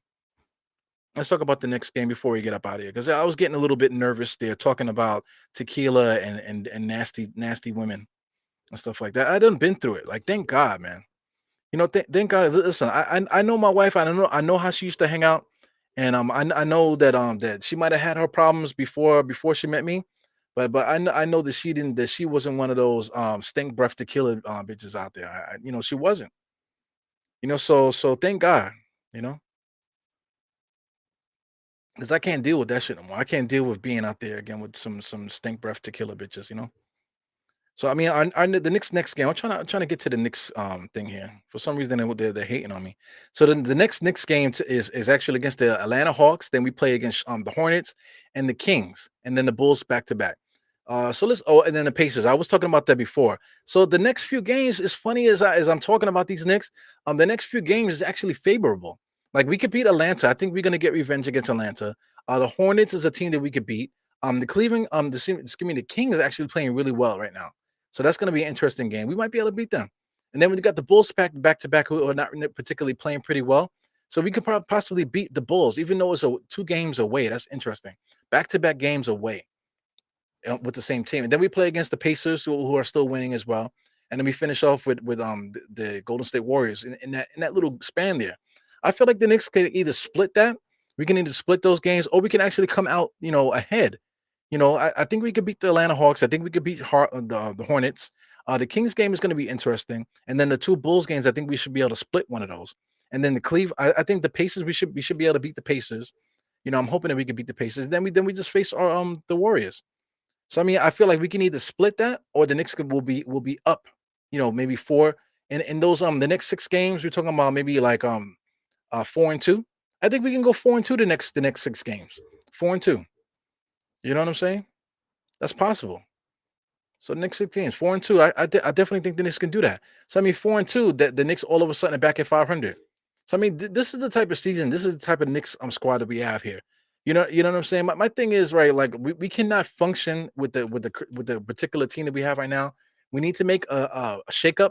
Something needs to happen trade wise to either give this team reinforcements. Not reinforcements where we're trying to help RJ score 20 points. We need to help the Knicks win. You know what I'm saying? So if we can get some of these guys together, some of these guys that is sent into the G League for no reason or getting DMPs for no reason, let's see if we can get some guys together and see if we can upgrade this team. Maybe get another player that we could throw into the rotation that's actually worthy of being in the NBA rotation. Let's see if we can do that. Not get another bench player. Because people keep talking about, oh, getting a bench player, what's that going to do for us? No, we need to get another starting caliber NBA player on this roster. If we can get another starting NBA basketball player on this roster, then I think that we could start being comfortably talking about the season. Until that happens, man, this is gonna be garbage every single night, just like drinking tequila. Okay, stop drinking tequila, fam. That's all I gotta say. Stop drinking tequila. So I mean, Ciroc is another thing. I like Ciroc. Ciroc is decent. But I mean, my girl, Geraldine said bye, Eru, so it's time to get the fuck out of here. So shout out to everybody that tune in, is hanging out and stuff like that. I see you guys next time. We play the Hawks on Wednesday, so that's a decent time off there. So we're talking about Sunday. Today's Sunday, and we don't play again until Wednesday. So I'll see if I can get out there and maybe jump on a couple people's shows today. I mean this week, and maybe I'll be able to get my own show popping too, man, to get some topics off my chest, man. So anyway, it's your boy Eru. Shout out to everybody in the chat. Peace to everybody in the chat. Let me get rid of this on the screen there and put it up here. 4 fingers to the forehead, tucking the thumb, salute, and I see you motherfuckers next time, baby. Yeah, man. Salute to all Knicks fans. Salute to everybody out there. Peace, and we are out of here.